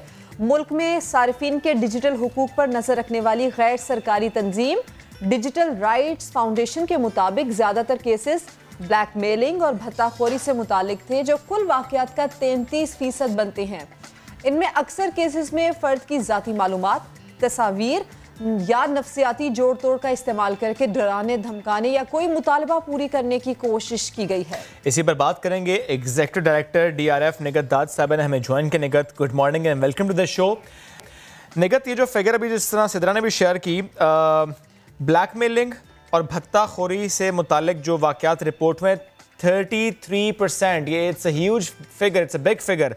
तो पहले ज़रा मुझे भत्ताखोरी से मुतालिक बताएं कि कौन से मामलात सामने आए हैं इन योर रिसर्च। बहुत शुक्रिया शोएब और सिद्रा। ये बेसिकली जो भत्ताखोरी से मुतालिक हैं, ये जो ख़वातीन को या ज़्यादातर ख़वातीन को ब्लैकमेल किया जाता है, उनकी तस्वीर के हवाले से या वीडियोस के हवाले से जब परपिट्रेटर्स के पास एक्सेस आ जाता है उनके प्राइवेट डेटा का, तो उस पे जो है वो ब्लैकमेलिंग शुरू हो जाती है। इसमें बहुत सी किस्में हैं। कुछ ऐसे लोग ब्लैकमेल करते हैं जो कि जानने वाले हैं, जो कि पुराने रवाबित जिनके साथ होते हैं और वो रवाबित ख़त्म हो जाते हैं। कुछ लोग ऐसे होते हैं जो हैक करके या कॉम्प्रोमाइज़ करके प्रोफाइल्स, उससे डेटा जो है वो कलेक्ट कर लेते हैं और फिर उसकी बुनियाद पे ब्लैकमेल करते हैं। और ब्लैकमेलिंग में मुख्तलिफ डिमांड्स होती हैं कि आप सर्टन चीज़ें करें हमारे डिमांड के मुताबिक, या फिर आप हमें पैसे दें, या फिर आप हमें और मज़ीद तस्वीर अपनी भेजें, और अगर अपनी नहीं भेजनी तो किसी और की भेजें, तब हम आपकी तस्वीर जो है वो इंटरनेट पे नहीं फैलाएंगे। अच्छा निगत, ये जो मामलात हैं इस पर मुझे ये बताइएगा, डाटा चोरी हो जाना क्या ये बहुत ज़्यादा कॉमन और बहुत ज़्यादा आसान हो गया है? ये बहुत ज़्यादा अब्दुल्ला शोएब आसान हो गया है। वो इसकी वजह ये है कि एक तो ये कि बहुत से जो लोग हैं उनको आगाही नहीं है कि किसको डेटा देना है, किसको नहीं देना। अपनी तस्वीर, अपनी वीडियोस लोगों पे भरोसा करके उनको शेयर कर लेना। लेकिन बहुत से डेटा ब्रोकर्स भी अब मैदान में आ गए हैं, जो कि चंद पैसे दे के मुख्तलिफ कंपनीज जिनको हम वॉलंटरी अपना डेटा देते हैं। मिसाल के तौर पे जैसे किसी रेस्टोरेंट में हम गए, उन्होंने हमें एक कार्ड दिया और उस कार्ड पे उन्होंने कहा कि आप अपनी फीडबैक दें और अपना ईमेल और अपना नंबर दें। तो बहुत से लोग बिला सोचे समझे अपनी पर्सनल डिटेल्स जो है इस तरह दे देते हैं, और फिर वो सारा जब डेटा इकट्ठा हो जाता है फिर लोग उसको सेल करते हैं। तो Nigat, I am sorry to interrupt you here, ये तो बहुत इंपॉर्टेंट पॉइंट आपने रेज कर दिया है, क्योंकि दिस इज सो कॉमन। आप किसी भी रेस्टोरेंट में जाते हैं, वो एंड पर फीडबैक के लिए या तो आप वो कार्ड लेकर आते हैं या आप वो टैबलेट लेकर आते हैं और आप उस पर ऑनलाइन एंटर करते हैं। इसके साथ साथ आप किसी सुपर स्टोर पर जाएं, वहां पर जो सेल्स गर्ल्स या सेल्स बॉयज खड़े होते हैं वो भी आपसे बात करते हैं और कहते हैं क्या मैं आपकी इंफॉर्मेशन लिख सकती हूँ, फिर आप उसे इंफॉर्मेशन बता देते हैं। ये तो बहुत गलत हो रहा है। जब भी मुझसे ये कहीं पे भी सवाल किया जाता है कि प्लीज अपना नंबर दें, तो जब मैं उन्हें मना करती हूँ कि मैंने अपना नंबर नहीं देना या आप मेरे डेटा को कैसे इस्तेमाल करेंगे, तो उनके पास कोई तसल्ली बख्श जवाब नहीं होता। तो ये आप पे कोई ज़रूरी नहीं है कि आपने अपना डेटा देना। अगर कोई मांग रहा है आप उस पर पूछ भी सकते हैं और नहीं भी दे सकते, ये आप पे मुनस्सिर है कि आपने अपना डेटा देना या नहीं। लेकिन शोएब, एक छोटी सी बात मैं कहना चाहूँगी कि डेटा की जो रसाई है वो बहुत तरीकों से है। कुछ लोग वॉलंटरी अपना डेटा देते हैं, कुछ लोग अपने मुख्तलिफ रिलेशनशिप्स में देते हैं, और कुछ लोग जब ऑनलाइन डेटा डालते हैं, मिसाल के तौर पे फेसबुक पे या दूसरी वेबसाइट्स पे, तो वो ये मद्देनजर नहीं रखते कि कौन लोग इस तस्वीर को की रसाई होगी किन किन लोगों तक। और इसी वजह से मैं बार बार कहती हूँ कि प्लीज़ ये देखें कि आपकी सिक्योरिटी प्रीवेसी सेटिंग्स क्या हैं आपके सोशल मीडिया पे, कौन लोग आपके फ्रेंड लिस्ट में दाखिल हैं। ज़रूरी नहीं है कि जितने लोग 1-2 हज़ार लोग जो हमारी फ्रेंड लिस्ट में शामिल हों वो हम उनको रियल वर्ल्ड में जानते हो। तो ये तमाम ऐसी बातें हैं जिनको मेरे ख्याल में बहुत ज़्यादा गौर तलब है। अच्छा निगत, ये जो ऑनलाइन ब्लैकमेलिंग है, जिस तरह से आप बता भी रही हैं, कुछ लोगों को हम नहीं जानते लेकिन फिर भी वो हमारी फ्रेंड लिस्ट में होते हैं, डेटा वो किसी ना किसी तरह हासिल कर लेते हैं। इन ऑनलाइन ब्लैकमेलर्स तक पहुंचना क्या ये भी मुमकिन है? देखिए, ये बिल्कुल मुमकिन है और इसी वजह से अगर आप रिपोर्ट देखें तो वो सिर्फ स्टैट्स को जाहिर नहीं करती है, उस रिपोर्ट में रिकमेंडेशंस भी हैं। हमें बहुत ज़्यादा ज़रूरत इस वक्त है अपने इदारों पे काम करने की।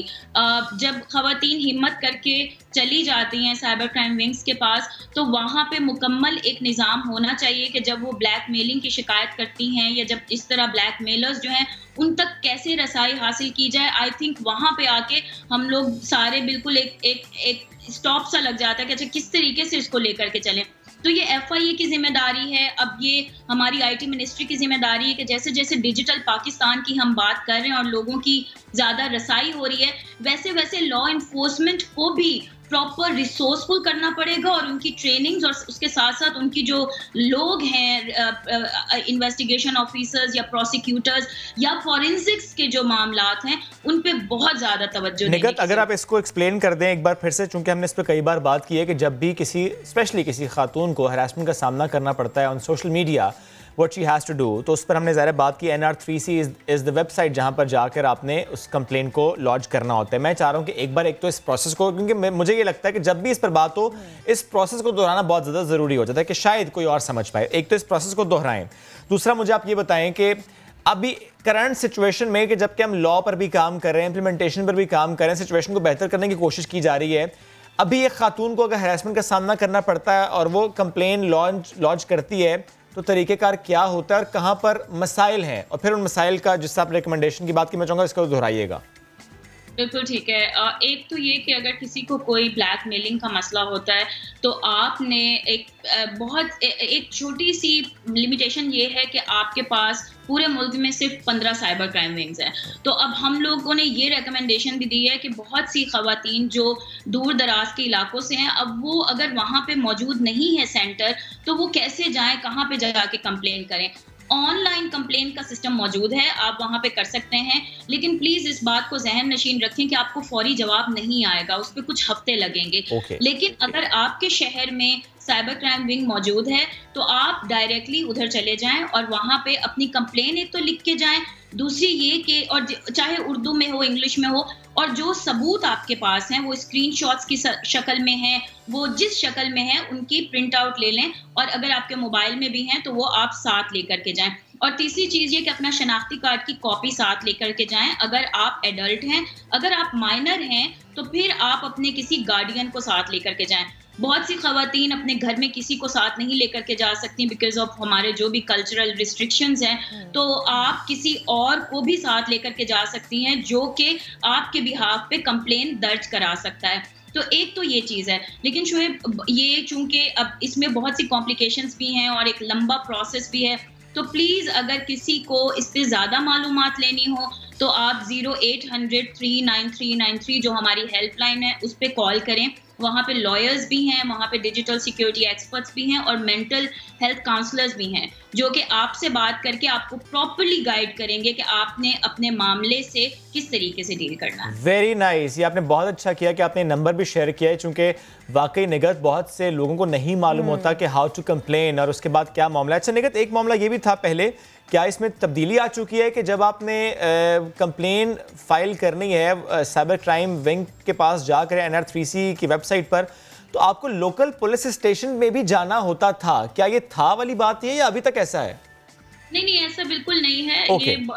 ये बहुत इंपॉर्टेंट है लोगों के लिए जानना कि जो जुर्म जिसमें इंटरनेट के जरिए से जुर्म हुआ है वो साइबर क्राइम है और वो फेडरल इन्वेस्टिगेशन एजेंसी के साइबर क्राइम विंग के अंडर आता है।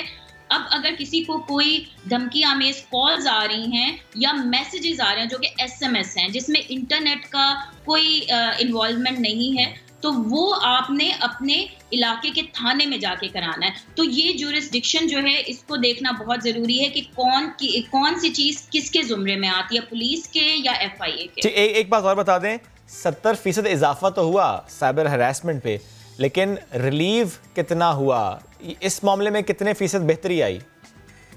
ये देखिए ये एक इम्पॉर्टेंट बात है, क्योंकि बहुत सी जब हमारे पास कंप्लेंट्स आती हैं तो हम उनको रेफ़र करते हैं। अगर आप देखें तो इसमें सबसे ज़्यादा जो रिपोर्ट में रेफरल की तादाद है वो FIA के पास गए, अराउंड 1500 और समथिंग।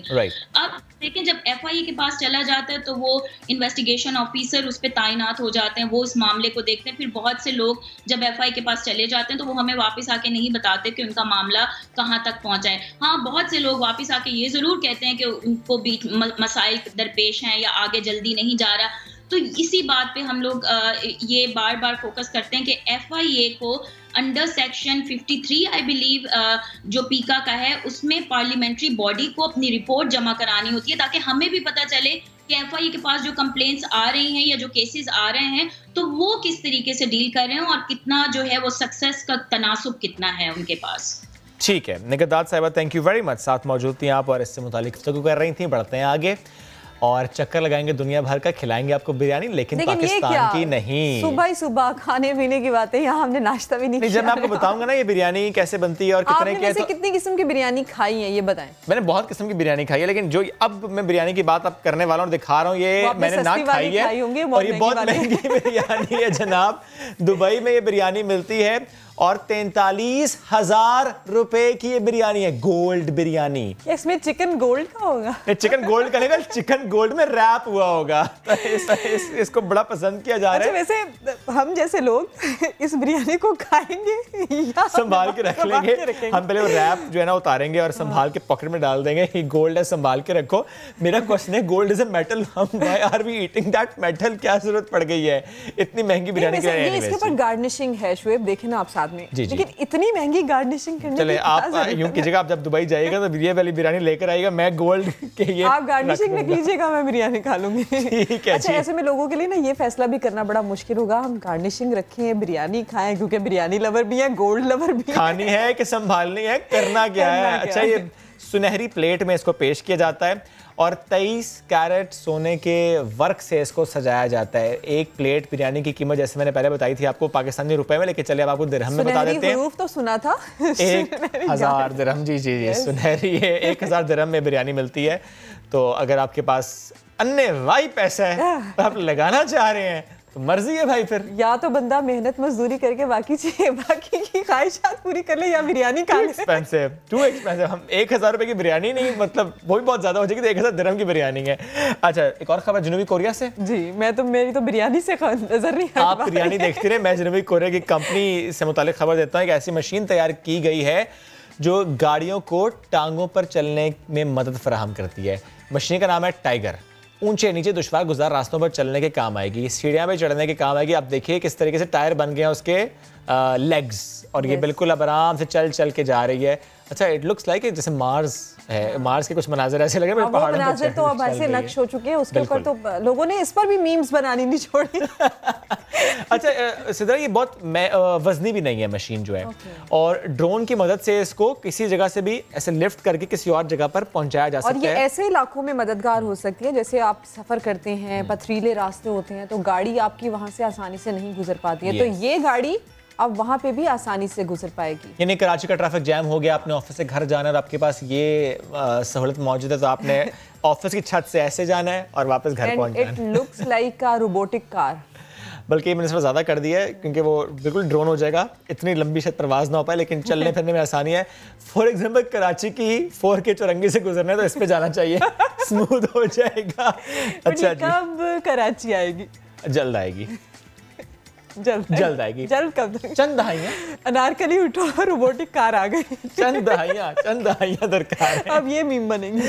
अच्छा जी, लाहौर लेकर चलते हैं। लाहौर से खबर ये है कि जो 90% स्ट्रीट क्राइम है उसमें मोटरसाइकिल जो इस्तेमाल होते हैं वो मोटरसाइकिल होते हैं जो कि चोरी शुदा होते हैं। शहर में दनदनाते नामालूम मोटरसाइकिल सवारों के सामने पुलिस और दीगर इदारे बेबस नज़र आते हैं, क्योंकि ज़ाहिर है इनके मुताबिक कहा यह जाता है कि ये मोटरसाइकिल चोरी शुदा होते हैं या कोई डिटेल्स इनके सामने नहीं आती हैं। खुसूसी रिपोर्ट तैयार की जहांगीर खान ने आपको दिखाते हैं। 40 लाख से ज़ायद मोटरसाइकिलों का पहिया लाहौर की सड़कों पर घूमता है और तादाद रोज़ बरोज़ बढ़ती जा रही है। मोटरसाइकिल पे हेलमेट पहने इर्द गिर्द मौजूद सवारों में कौन जराइम पेशा है और कौन आम शहरी, लोगों के लिए अंदाजा करना बहुत मुश्किल है।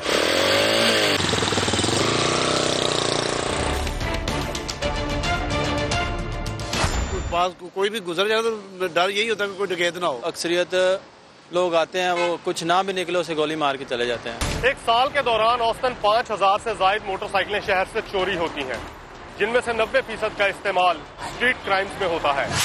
Safe city authority, traffic police और पुलिस रिस्पांस यूनिट इन नामालूम अफराद को पकड़ने में नाकाम है। रोजमर्रा जराइम की रोकथाम के लिए बनने वाली डॉल्फिन फोर्स की तादाद 2500 है, मगर ये फोर्स अब डकैत गिरोहों के सामने बेबस नजर आती है। जराइम पेशा अफराद को काबू करने के लिए हुक्काम क्या सोच रहे हैं, ये भी जानते हैं। बाइक पहले चोरी होती है, उसके बाद ज़्यादातर चांस होता है कि वो उसी किसी वारदात में जो है वो यूज़ होती है। तो अगर एक्साइज डिपार्टमेंट या पुलिस और एक्साइज डिपार्टमेंट के कोलैबोरेशन से कोई ऐसा एक प्रोजेक्ट इनिशिएटिव लॉन्च किया जाए जिसमें वो बाइक रजिस्ट्रेशन के लिए आती है, तो वहीं पे वो उस पर कोई चिप या कोई सिम या कोई उसमें सेफ्टी फीचर इनकॉर्पोरेट हो जाए, तो उसको आइडेंटिफाई करना, उसको रिट्रीव करना वो हमारे लिए आसान हो जाएगा। नामालूम मोटरसाइकिल सवारों के ज़ेरे इस्तेमाल शहरियों की सवारियां इन्हीं की जिंदगी की गाड़ी के लिए खतरा बन रही हैं और पुलिस की जदीद सहूलतें इन जराइम के आगे रेत की दीवार से ज्यादा कुछ भी नहीं। कैमरामैन लियाकत बशीर के साथ जहांगीर खान, समा, लाहौर। इंतहाई अहम मामला, इसी पर बात करने के लिए डीआईजी ऑपरेशंस पंजाब सुहेल सुखेरा साहब हमारे साथ हैं। सर, ये इंतहाई संगीन मामला है। एक साल में तकरीबन 5000 के करीब मोटरसाइकिल्स चोरी हो रही हैं और जिनमें से तकरीबन 90% का इस्तेमाल स्ट्रीट क्राइम्स में हो रहा है। क्या इन्वेस्टिगेशन है इस पर आपकी? क्या कोई ये एक नेटवर्क हो सकता है मुनज़्ज़म तौर पर जो ये काम कर रहा है? जी थैंक यू, बहुत मेहरबानी, आपने टाइम दिया है।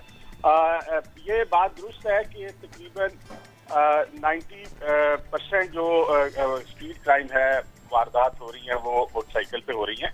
इसमें थोड़ी सी मैं करेक्शन कर दूं कि ये जो मोटरसाइकिल चोरी हो रही हैं सोसाइटी से और स्ट्रीट से, इसमें से वो 90% क्राइम है वो चोरी वाली मोटरसाइकिल इन्वॉल्व नहीं होती। अच्छा, ये हाँ जी, ये बेसिकली जैसे कि अभी आपने आइडेंटिफाई भी किया है कि ये गैंग्स होते हैं जो इनको ट्रांसपोर्ट करते हैं फ्रॉम समटाइम्स दूसरे प्रोविंस में इसको ट्रांसपोर्ट कर देते हैं, समटाइम्स अफगानिस्तान चली जाती हैं लिया के रास्ते से या रकरी वगैरह, इधर डीली खान के रास्ते, मुख्तलिफ राउट्स हैं ये 3-4। तो बट एक और गैंग है जो इसको डिसेंबल कर देता है और इसके पार्ट्स जो है वो मुख्तलिफ मार्केट्स में वो सेल कर देते हैं। बाकी जो आपने आइडेंटिफाई किया है कि इसमें पुलिस का तकरीबन 59-60% जो है कंप्लीट चालान इनका सबमिट होता है। दैट मीन्स कि जो मोटरसाइकिल चोरी होती है वो रिकवर होकर मुल्ज़िम तमाम जो इसमें इन्वॉल्व है वो अरेस्ट होकर तो फिर कोर्ट में चालान इसका सबमिट हो जाता है। मतलब एग्जाम्पल में दे रहा हूँ, और तकरीबन 15% के करीब जो हमारे चालान हैं वो इनकम्प्लीट होते हैं, जिसमें total gang member sometimes arrest नहीं होते, एक अरेस्ट हो जाता है, समटाइम्स रिकवरी नहीं होती, मतलब वो मोटरसाइकिल डिसेंबल हो जाता है। तो फिर उसके डिफरेंट तरीके हैं कि जो कंप्लेनेंट है उसको उसकी ग्रीवेंस रिग्रेस करने के लिए फिर समटाइम्स वो कैश जो है रिकवर करके वो दे देते हैं। तो ये मामला तो है इस स्ट्रीट क्राइम पे हद तक। सर मुझे ये बता दें कि आपने कहा कि पूरी की पूरी बाइक्स अफगानिस्तान चली जाती हैं, एक गिरोह ऐसा है जो कि इनको पार्ट्स में करके बेच देता है, और उसके साथ ही आप कह रहे हैं कि कुछ बाइक्स हैं जो कि यूज़ होती हैं क्राइम में। सर इसका ब्रेकडाउन बता दें, कितनी बाइक्स चोरियों के पूरी की पूरी सालिम हालत में अफगानिस्तान जा रही हैं? इसमें मैं अर्ज करता हूँ कि हम तो रिकवरी से देखते हैं ना जी, कि रिकवरी जो हो रही है वो अब जैसे ऑलमोस्ट 59-58-60% के करीब हमारी मुकम्मल रिकवरी हो रही है। तो वो मोटरसाइकिल है जो मुकम्मल रिकवर हो गए, और उसमें से तकरीबन 10% के करीब ऐसी जो FIR रजिस्टर्ड होती है, 10% के करीब वो हैं जो कैंसिल हो जाती हैं, यानी कि मोटरसाइकिल आगे पीछे हो गया, कोई गलती से उठा के ले गया, समटाइम्स पुलिस उठा के ले जाती है बाहर जो अनअटेंडेड पड़ा होता है, तो उसमें वो केस रजिस्टर हो जाता है, लेकिन सब्सिक्वेंटली वो मोटरसाइकिल मिल जाता है तो वो फिर केस हम कैंसिल कर देते हैं, या कभी कोई बंदा बच्चा ले जाता है इजाजत के बगैर, तो वो इस तरह के केसेस हैं। तो इसको अगर हम सेफली करें तो 15% ऐसे मोटरसाइकिल होंगे, 10 से 15% जो ट्रांसपोर्ट हो जाते हैं। लेकिन जो क्राइम में यूज हो रहे हैं उनसे मुताल्लिक कोई नया लाए अमल में डॉल्फिन फोर्स भी नाकाम इस तरीके से दिखाई देते हैं कि उनके एहलकार कम है, क्राइम रेशो ज्यादा है, क्या नया प्लान है सर? जी शुएब साहब, इसमें मैं अर्ज करता हूं कि डॉल्फिन फोर्स जब जो ही इंट्रोड्यूस हुई थी ना 15-16 में, तो उसमें ये एक एक्सपोनेंशियल इसमें डिक्रीज आई थी। अच्छा। हाँ, और वो जो एक मैं लाहौर की एग्जांपल देता हूँ कि जो लाहौर में अगर 55 से 60 वारदातें होती थी स्ट्रीट के हवाले से, तो वो रिड्यूस होके 16-17 पे आ गई थी। तो वो एक 60-65% उसमें टिके आया था। अभी प्रॉब्लम थोड़ा सा हमारा है क्रिमिनल जस्टिस सिस्टम का, मतलब उसमें जब आप बंदे को पकड़ते हैं, अरेस्ट करते हैं और उसका चालान सबमिट हो जाता है, और तो उसके बाद अगर बंदा 15 से 20 दिनों के बाद वापस आ जाता है तो वो उसमें फिर इशू ये होता है कि you know once you capture someone और फिर 15 दिन के बाद तो सारे फिर मसला तो वहीं का वहीं है। हाँ जी, ठीक है सुहेल सुखेरा साहब, इसको भी आप लोग देख रहे हैं कि चीज़ों को मैनेज कीजिए। Thank you. मौजूद थे आप और गुफ्तगू कर रहे थे। बढ़ते हैं आगे। अहम खबर आ रही है सिंध हाईकोर्ट से। PSL के दौरान सड़कों की बंदिश से मुताल्लिक केस की समाअत हुई है। दरखास्त गुजार के वकील ने अदालत को यह बताया कि नौजवान को दौरान डकैती गोलियां मारी गईं, रास्ते बंद थे, जख्मी नौजवान अस्पताल नहीं पहुंच सका। अदालत ने SP ट्रैफिक ईस्ट की सरजनिश की है, इसी पर बात करेंगे। इरफानुल हक हमारे साथ हैं। इरफान, सिर्फ सरजनिश की गई या अदालत ने इस मामले को हल करने के लिए कोई अहकामात भी दिए हैं?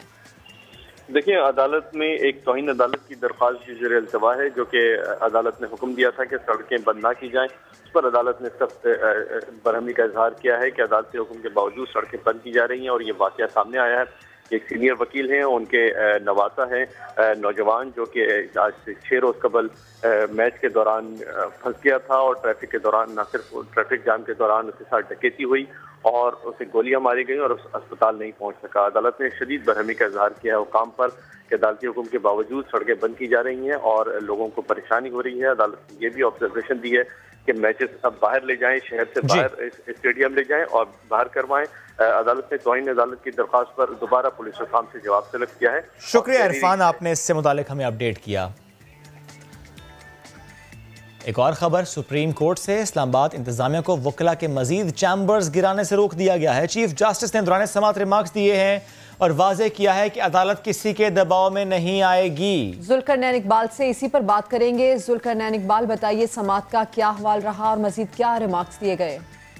देखिए, आज जब समाअत शुरू हुई तो वकला का एक जो जमे का फीड था वो जो रोस्टर में उसके जमा हो गया। इस पर अदालत ने बरहमी का इजहार करते हुए कहा कि आप अदालत पे प्रेशर डालने की कोशिश कर रहे हैं, अदालत किसी भी दबाव में नहीं आएगी। चीफ जस्टिस ने डांटते हुए तमाम वकला को रोस्टम से हटा दिया। सिर्फ जो दलाइल देने के लिए 2-3 वकला थे उनको वहाँ खड़ा रहने दिया गया। चीफ जस्टिस ऑफ पाकिस्तान ने कहा कि हम भी सब वकील रह चुके हैं, अभी भी खुद को वकला का हिस्सा समझते हैं, लेकिन ऐसी हरकतें हमने कभी नहीं की। क्या पब्लिक की प्रॉपर्टी के ऊपर चैम्बर बनाना है का कोई जवाब मौजूद है? चीफ जस्टिस ऑफ पाकिस्तान ने कहा कि वकला के अपने दफातर होते हैं, अगर किसी ने प्रैक्टिस करनी है तो अपने लिए अपना दफ्तर खुद बनाए, ना कि पब्लिक की जमीन के ऊपर कब्जा करे। इन रिमार्क्स के साथ ही अदालत ने मंगल तक अब कार्रवाई से रोका इस्लामाबाद इंतजामिया को और नोटिस जारी किया है अटॉर्नी जनरल ऑफ पाकिस्तान और एडवोकेट जनरल इस्लामाबाद को, और 2 मार्च को अब दोबारा से इस केस की समाअत होगी। ठीक है जुल्करनैन, बहुत शुक्रिया, आपने अपडेट किया। आगे बढ़ेंगे। अफगानिस्तान से ताल्लुक़ रखने वाले राशिद खान की बात करते हैं, जो 48 T20 मैचेस में 89 विकेटें लेकर दुनिया के T20 फॉर्मेट के नंबर 1 बॉलर बन गए हैं। इस मकाम तक पहुंचने के लिए कितनी मेहनत की, कितना टफ टाइम गुजारा, हमारे नुमाइंदे कादिर ख्वाजा ने उनका इंटरव्यू किया। आइए देखते हैं। एग्जैक्टली टफ था हमारे लिए, क्योंकि अफगानिस्तान से आके एक बड़ी स्टेज पे खेलना और अपने मुल्क की नुमाइंदगी करना आई थिंक बहुत टफ था, क्योंकि फैसिलिटीज वहाँ पे नहीं थी, क्रिकेट इतना नहीं था, और जो एज अ यंगस्टर आपको चाहिए होती है कि मुझे फैसिलिटीज हो, ग्राउंड्स हो, अकेडमीज हो, कि आपको अपनी क्रिकेट इम्प्रूव करे। अफगानिस्तान में उस टाइम पे ये नहीं थे। जब नेशनल टीम में आ गया तो तभी से मतलब देख लिया कि अभी मुझे और कितना हार्ड वर्क करना चाहिए, कितना मेहनत करना चाहिए, ताकि मैं मजीद अच्छी परफॉर्मेंस दे दूँ और लीग्स में खेलूँ और अपनी कंट्री को रिप्रेजेंट करो, सही रिप्रेजेंट करो। भाई हमने देखा कि पेरेंट्स जो है वो, मैं भी क्रिकेट खेलता था तो मेरे पेरेंट्स भी मुझे रोकते थे क्रिकेट खेलने से कि पढ़ाई करो। तो आपको भी मना करते थे क्रिकेट खेलने से या सपोर्ट करते थे? एग्जैक्टली, पेरेंट्स तो डेफिनेटली जो पहले चाहते हैं वो आपका स्टडी चाहते हैं कि एक्सपेक्टेशन यही थी कि आप डॉक्टर बन जाएंगे। पहले तो चुपके से जा रहे थे, वो उनको बताया भी नहीं, लेकिन बाद में जब मेरा जो पहला टूर था अंडर 19 का पाकिस्तान के साथ था, लाहौर NCA में हमारे मैचेस थे, तो वहाँ पे जब मैंने लाइव मैच में परफॉर्म किया तो उसके बाद फिर काफी सपोर्ट मिली। राशिद भाई, दुनिया का नंबर 1 होना बॉलर T20 का कैसा लगेगा? कितनी स्ट्रगल होती है उसके लिए, खासतौर पर जब आप वर्ल्ड नंबर 1 होते हैं? मेहनत तो काफी करनी होती है कि पूरी दुनिया में आप नंबर 1 होने के लिए you have to work very hard, and कोई भी चीज का इजी नहीं होता हासिल करना। एट द सेम टाइम जब शुरू किया था तो टारगेट ये नहीं थी कि मैं वर्ल्ड नंबर 1 बन जाऊँ, मैं ये अचीवमेंट हासिल करूँ। सिर्फ इतना था कि मेरा जो स्किल्स है मैं उसको इम्प्रूव करूँ और अपनी परफॉर्मेंस को कंसिस्टेंट रखूँ। यही मेरा एक ड्रीम था, यही मेरा एक टारगेट था कि मैं अपनी कंसिस्टेंसी लाऊँ मेरी परफॉर्मेंस में। जो भी हो जाए वो दैट इज समथिंग डिफरेंट। अगर मैं नंबर 1 हूँ, नंबर 10 हूँ, बट मोस्ट इम्पोर्टेंटली वही काउंट होता है जिस दिन मैं टीम के लिए कैसा खेल रहा हूँ। Definitely Babar Azam is one of the best, और जो अभी Mohammad Rizwan the way he is playing, he is great, बहुत अच्छा खेलता है। और डेफिनेटली टेस्ट मैचेस में the way Fawad Alam is playing, I think it's remarkable. So these are the guys who done really well for the team. वो आमिर जो है वो पाकिस्तान का बड़ा अच्छा बॉलर है, और मोहम्मद आमिर ने चैंपियंस ट्रॉफी में और बाकी जो लीग्स है उसमें भी बड़ी अच्छी बॉलिंग की है। बड़ी कम उम्र में उन्होंने रिटायरमेंट ले ली है, आपको दुख हुआ वैसे इतना मोहम्मद आमिर की रिटायरमेंट? हाँ, दुख तो डेफिनेटली होता है। जब डजंट मैटर एज जितना भी हो, जब एक क्रिकेटर क्रिकेट छोड़ देता है तो डेफिनेटली आपको दुख होता है। आप फील करते हो कि एक बंदा स्पोर्ट्स के साथ जितना भी टाइम गुजारे और फिर सडनली मतलब एट द एंड वो रिटायरमेंट लेते, तो अंदर से वो दुख होती है कि यार he is leaving the cricket. इन हम सब एक दिन छोड़ेंगे, ये नहीं कि हम सब पूरी उम्र क्रिकेट खेलेंगे, लेकिन definitely he is one of the best. And मेरा एक पसंदीदा बॉलर भी है Mohammad Amir, the way he is bowling. So as a player, I can't say anything about what happened and how he took that decision, but I wish him all the very best in whatever he does in future, and he is one of the best bowler, and he's a great guy as well along with the ball. एक break लेते हैं, वापस आते हैं।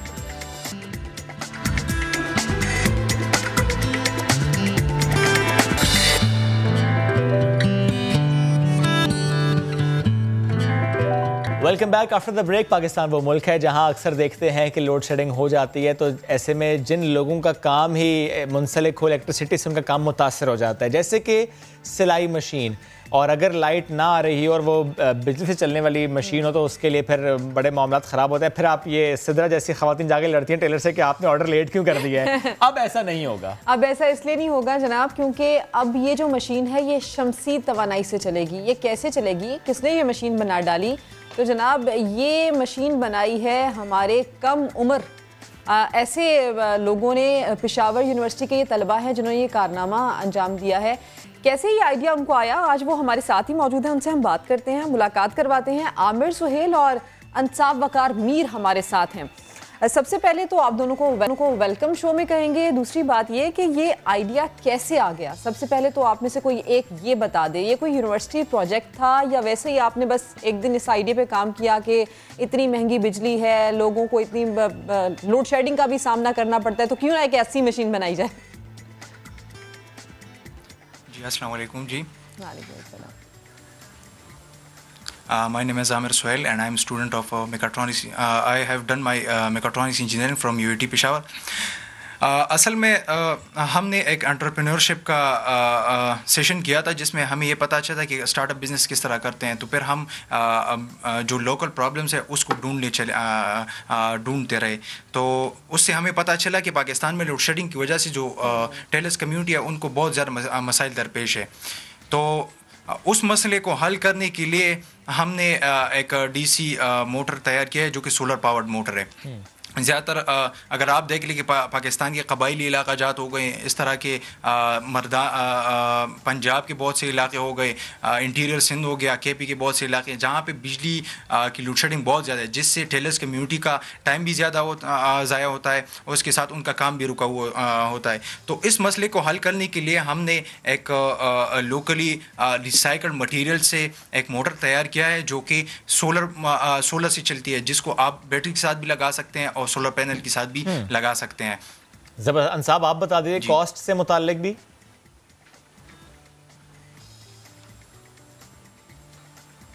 आपको आवाज आ रही है? आपकी आवाज थोड़ी कट रही है। अब मैं सिर्फ कॉस्ट से मुताल्लिक जानना चाह रहा हूँ, कीमत क्या है अगर कोई ये मोटर लगाना चाहे और अपनी मशीन को इस पर कन्वर्ट करना चाहे, कितने पैसे लगेंगे? सर ये हमारे पास जो है हम 800 से लेकर 1200 के दरमियान आप अपनी मोटर को बिल्कुल ट्रांसफॉर्म कर सकते हैं। इससे आप तकरीबन सालाना 15,000 से लेकर 18,000 रुपए तक बचा सकते हैं एक टेलर कम्युनिटी। हम तकरीबन अपने इस प्रोडक्ट से all Pakistan more than 3,000 tailors को सर्व कर चुके। अच्छा, ज़बरदस्त। किस किस इलाके में सर्व किया आपने? सर हमने पाकिस्तान के तकरीबन तमाम इलाके, इसमें फाटा हो गया, इंटीरियर सिंध हो गया, पंजाब हो गया, बलूचिस्तान हो गया, जहाँ भी बिजली की शॉर्टेज है हमने अपना सोलर पावर प्रोडक्ट वहाँ तक पहुँचाया है और उसके बाद का बहुत बेहतरीन रिस्पांस आया। यही मैं आपसे पूछने वाली थी कि उसके बाद क्या इसकी डिमांड में इजाफा हुआ? मजीद इसके लिए आपको ऑर्डर्स मिल रहे हैं कि ये और भी होनी चाहिए? बिल्कुल जी, बिल्कुल जी। इसके साथ ऑर्डर्स में भी इजाफा हो गया है बहुत ज़्यादा। और दूसरी बात ये कि इस मोटर की वजह, क्योंकि ये मोटर जो हमने बनाई थी उस इलाकों की जहाँ पे बिजली की शॉर्टेज बहुत ज़्यादा है, तो हाँ जो सिटी साइड है वहाँ पे तो लोड शेडिंग होती है लेकिन कुछ घंटों के लिए होती है, तो वो तो ये नहीं कर सकते टेलर्स कम्युनिटी कि वो जो ये मोटर है ये लगा ले, फिर जो बिजली की मोटर है वो लगा ले। तो उसके लिए फिर हम ये सिटी साइड से एक दूसरा मसला राइज हो गया, उसके लिए हमने फिर दूसरी मोटर बना दी जो कि डुअल पावर है, मतलब कि आप बिजली के साथ भी उसको कनेक्ट कर सकते हैं। यानी अगर कहीं पर लोड शेडिंग का मसला है तो भी ये काम करेगी और कहीं पर बिल्कुल लाइट नहीं आती वहां पर भी काम करेगी। Thank you very much. आप दोनों साथ मौजूद थे और इस मशीन से मुताबिक हम कर रहे थे। बढ़ते हैं आगे, माँ जी के पराठों की बात करते हैं। सुबह सुबह माँ के हाथ के पराठे। माँ जी के हाथों के पराठों की बात हो रही है। घर पर तो मिलते हैं लेकिन अगर आपको हम ये कहें कि बाहर भी मिल जाएंगे माँ के हाथ के पराठे तो आप सोच रहे होंगे कैसे। लाहौर की बाहिम्मत खातून है, स्टॉल लगाया इन्होंने, कई लोगों की मुश्किल आसान इस तरीके से की कि जो खाना चाह रहे थे माँ के हाथ का पराठा वो जाकर आप खा सकते हैं माँ के हाथ का ये पराठा। आयशा आता है कि इनसे रही मुलाकात, कराते हैं आपकी भी मुलाकात इस रिपोर्ट में।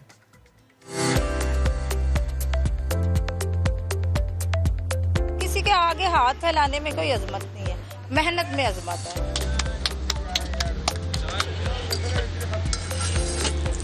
इकबाल टाउन के क्रीम ब्लॉक में अपने काम में मगन ये है 45 साला शहनाज बीबी, जिन्होंने किसी के आगे हाथ फैलाने की बजाय हालात का डट कर मुकाबला किया और माँ जी के पराठों के नाम से स्टॉल लगा लिया। आलू वाला पराठा, मूली वाला पराठा, चिकन गोभी वाला पराठा, आमलेट पराठा और साग पराठा और एक आधा सालन होता है।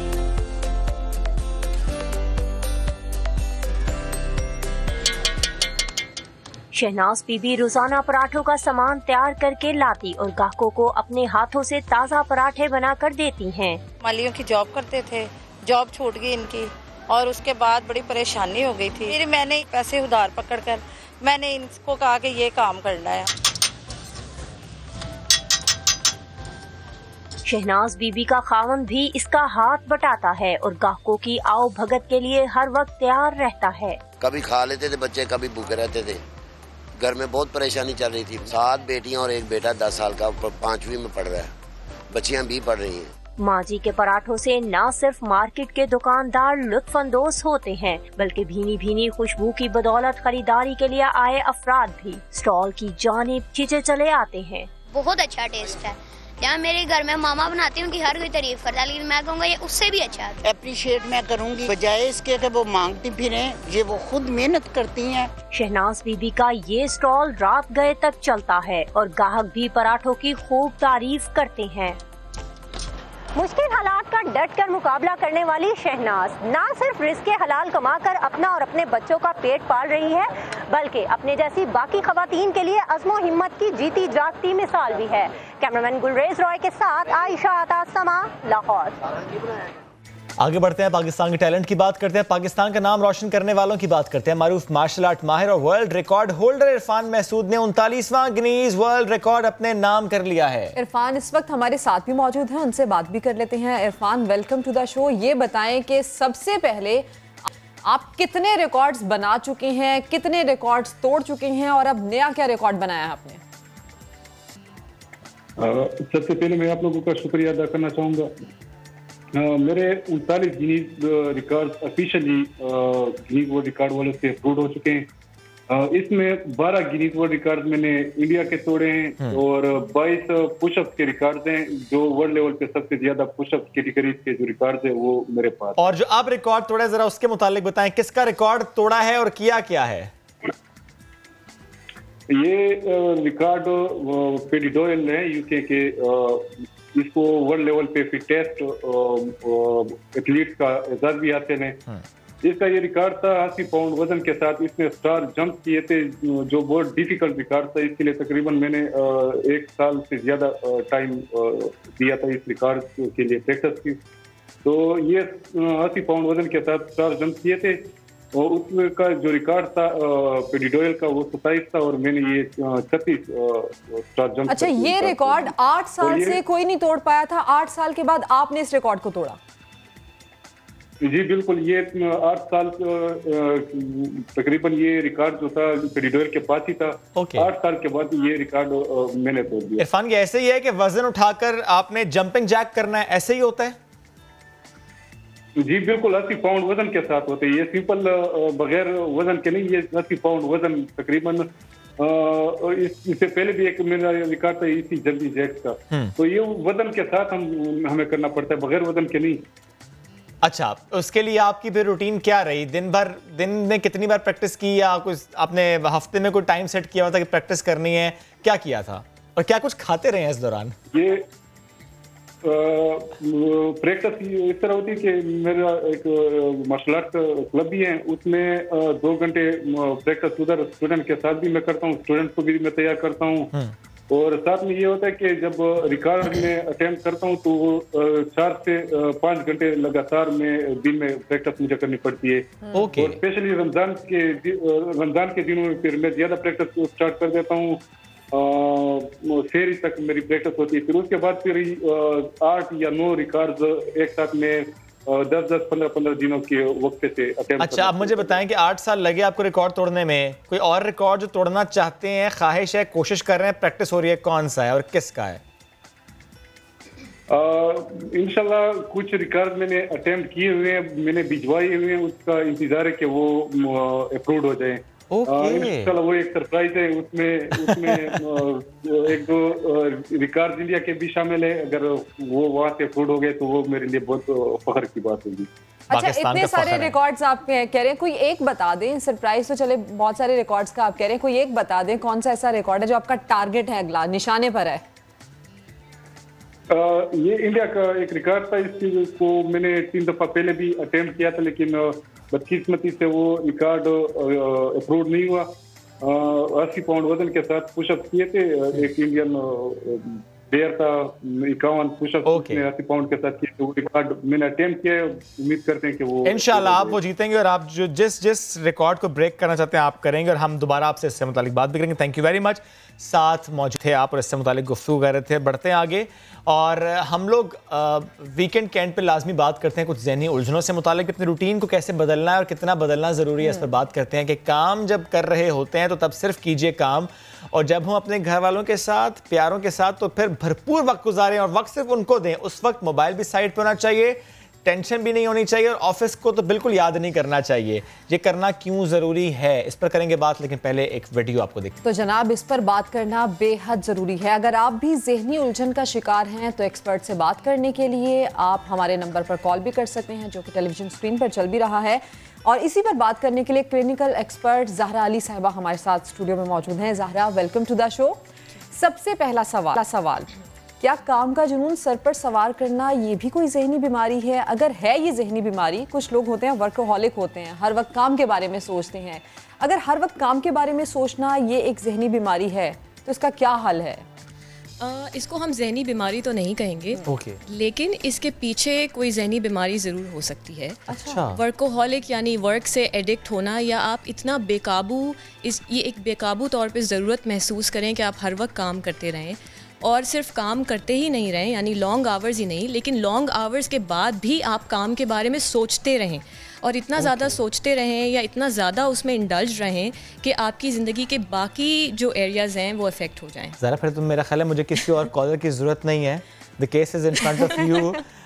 ऑफिस के बाद भी जाके घर वालों के साथ भी ईमेल्स पढ़ना, टीम से कांटेक्ट में रहना, अगले रिकॉर्डिंग्स की डिस्कशन करना, उस पर पढ़ना, उस पर लिखना। अच्छा, मेरी वाइफ ये ज़रूर कहती है कि आप अपने काम से बहुत सिंसियर हैं, लेकिन आप हमें टाइम बड़ा कम देते हैं। तो मैं वाकई सोचता हूँ कि शी इज़ राइट। तो क्या ये वाकई एक ज़हनी बीमारी की वजह से, ज़हनी उलझन की वजह से, या किसी मामले की वजह से मैं ऐसा कर रहा हूँ?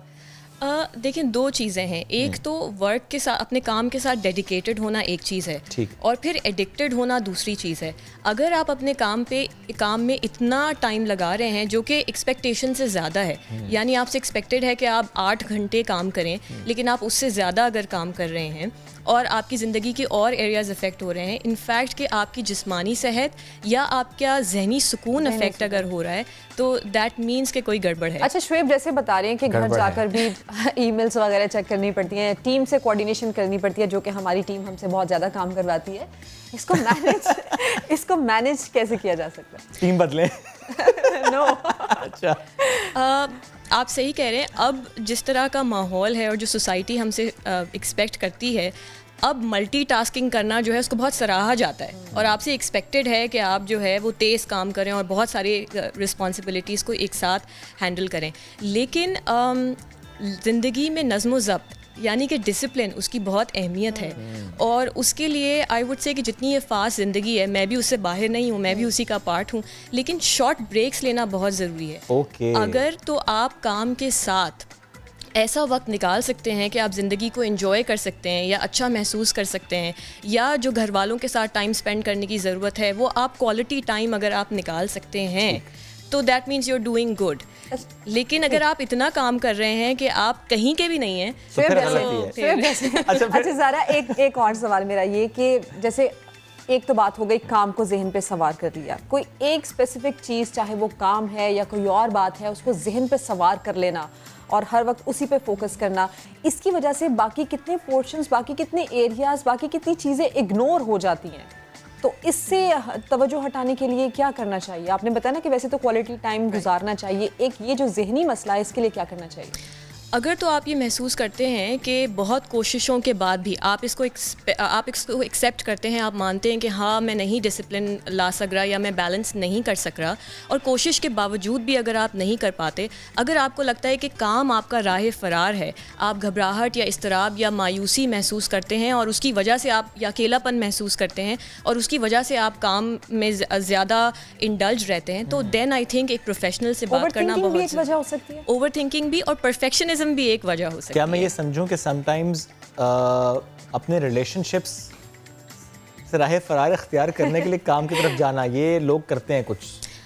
बिल्कुल। अगर आपके रिलेशनशिप्स में मसाइल हैं तो उसकी वजह से भी आप अपने आप को एक ऐसी जगह इंडल्ज करना चाहते हैं कि आपका जहन बढ़ जाए, और या आप ये पोर्ट्रे कर सकें कि आई एम बिजी देयर। जी, और आप उन चीज़ों के बारे में ना सोचें जिनसे आपको एक्टिवली जिनका हल निकालना चाहिए, तो आप काम में अपने आप को मसरूफ़ कर सकते हैं। या it can be the other way around, आप इतना ज़्यादा एडिक्ट हो गए हैं काम के अंदर कि अब आप रिलेशनशिप्स को मैनेज नहीं कर पा रहे। चलिए इस पर भी बात हम करेंगे कि ब्रेक लेना कितनी ज़रूरी है। सैफुल्लाह ने हमें कॉल किया झंग से। सैफुल्लाह गुड मॉर्निंग, क्या सवाल करना चाहेंगे? शोएब भाई क्या हाल है आपका? ठीक है अल्हम्दुलिल्लाह। सर मेरा नाम सैफुल्लाह नहीं, मेरा नाम सफीउल्लाह है, मैं झंग से बात कर रहा हूँ। माजरत, प्लीज सवाल कीजिए। मैं जो है ना, मैं सिविल इंजीनियर हूँ पेशे के लिहाज से ना, तो मैं ना असल में काम के प्रेशर में ना लाहौर में काम करता रहा हूँ, तो मोस्टली ना काम इमरजेंसी में ही होता है, उसका ना बहुत ज्यादा प्रेशर होता है काम का। समटाइम्स मुझे ये लगता है कि मैंने ना ये डिग्री करके गलती कर दी है सीरियसली।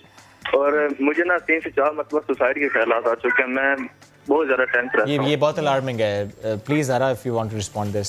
सफीउल्लाह उनका नाम। सफीउल्लाह, सबसे पहले अगर आपको आप अगर ख़ुद आइडेंटिफाई कर पा रहे हैं कि आपको ख़ुदकुशी के ख़यालात आ रहे हैं, अपने आप को हार्म करने के ख़यालात आ रहे हैं, तो विदाउट एनी डिले आप किसी ऐसे शख्स से बात करें जिस पे आप भरोसा करते हैं, जो आपका क्लोज़ फैमिली मेम्बर है या फ्रेंड है, एंड विदाउट एनी डिले आप किसी भी हॉस्पिटल में साइकाइट्रिक डिपार्टमेंट से कांटेक्ट कर सकते हैं। अगर आपको नहीं पता साइकाइट्रिक डिपार्टमेंट का, या आपके इर्दुनवा में अगर कोई नहीं है साइकाइट्रिस्ट या साइकोलॉजिस्ट या थेरेपिस्ट, तो आप इमरजेंसी डिपार्टमेंट फ़ौरन जाएं। बिल्कुल ठीक है। ज़रा आप ये बताएं कि for example nature of job ऐसी है कि आपको तकरीबन 24 घंटे ही कनेक्ट रहना पड़ता है कि आजकल काम का तरीक़ेकार है, स्पेशली इन जर्नलिज्म।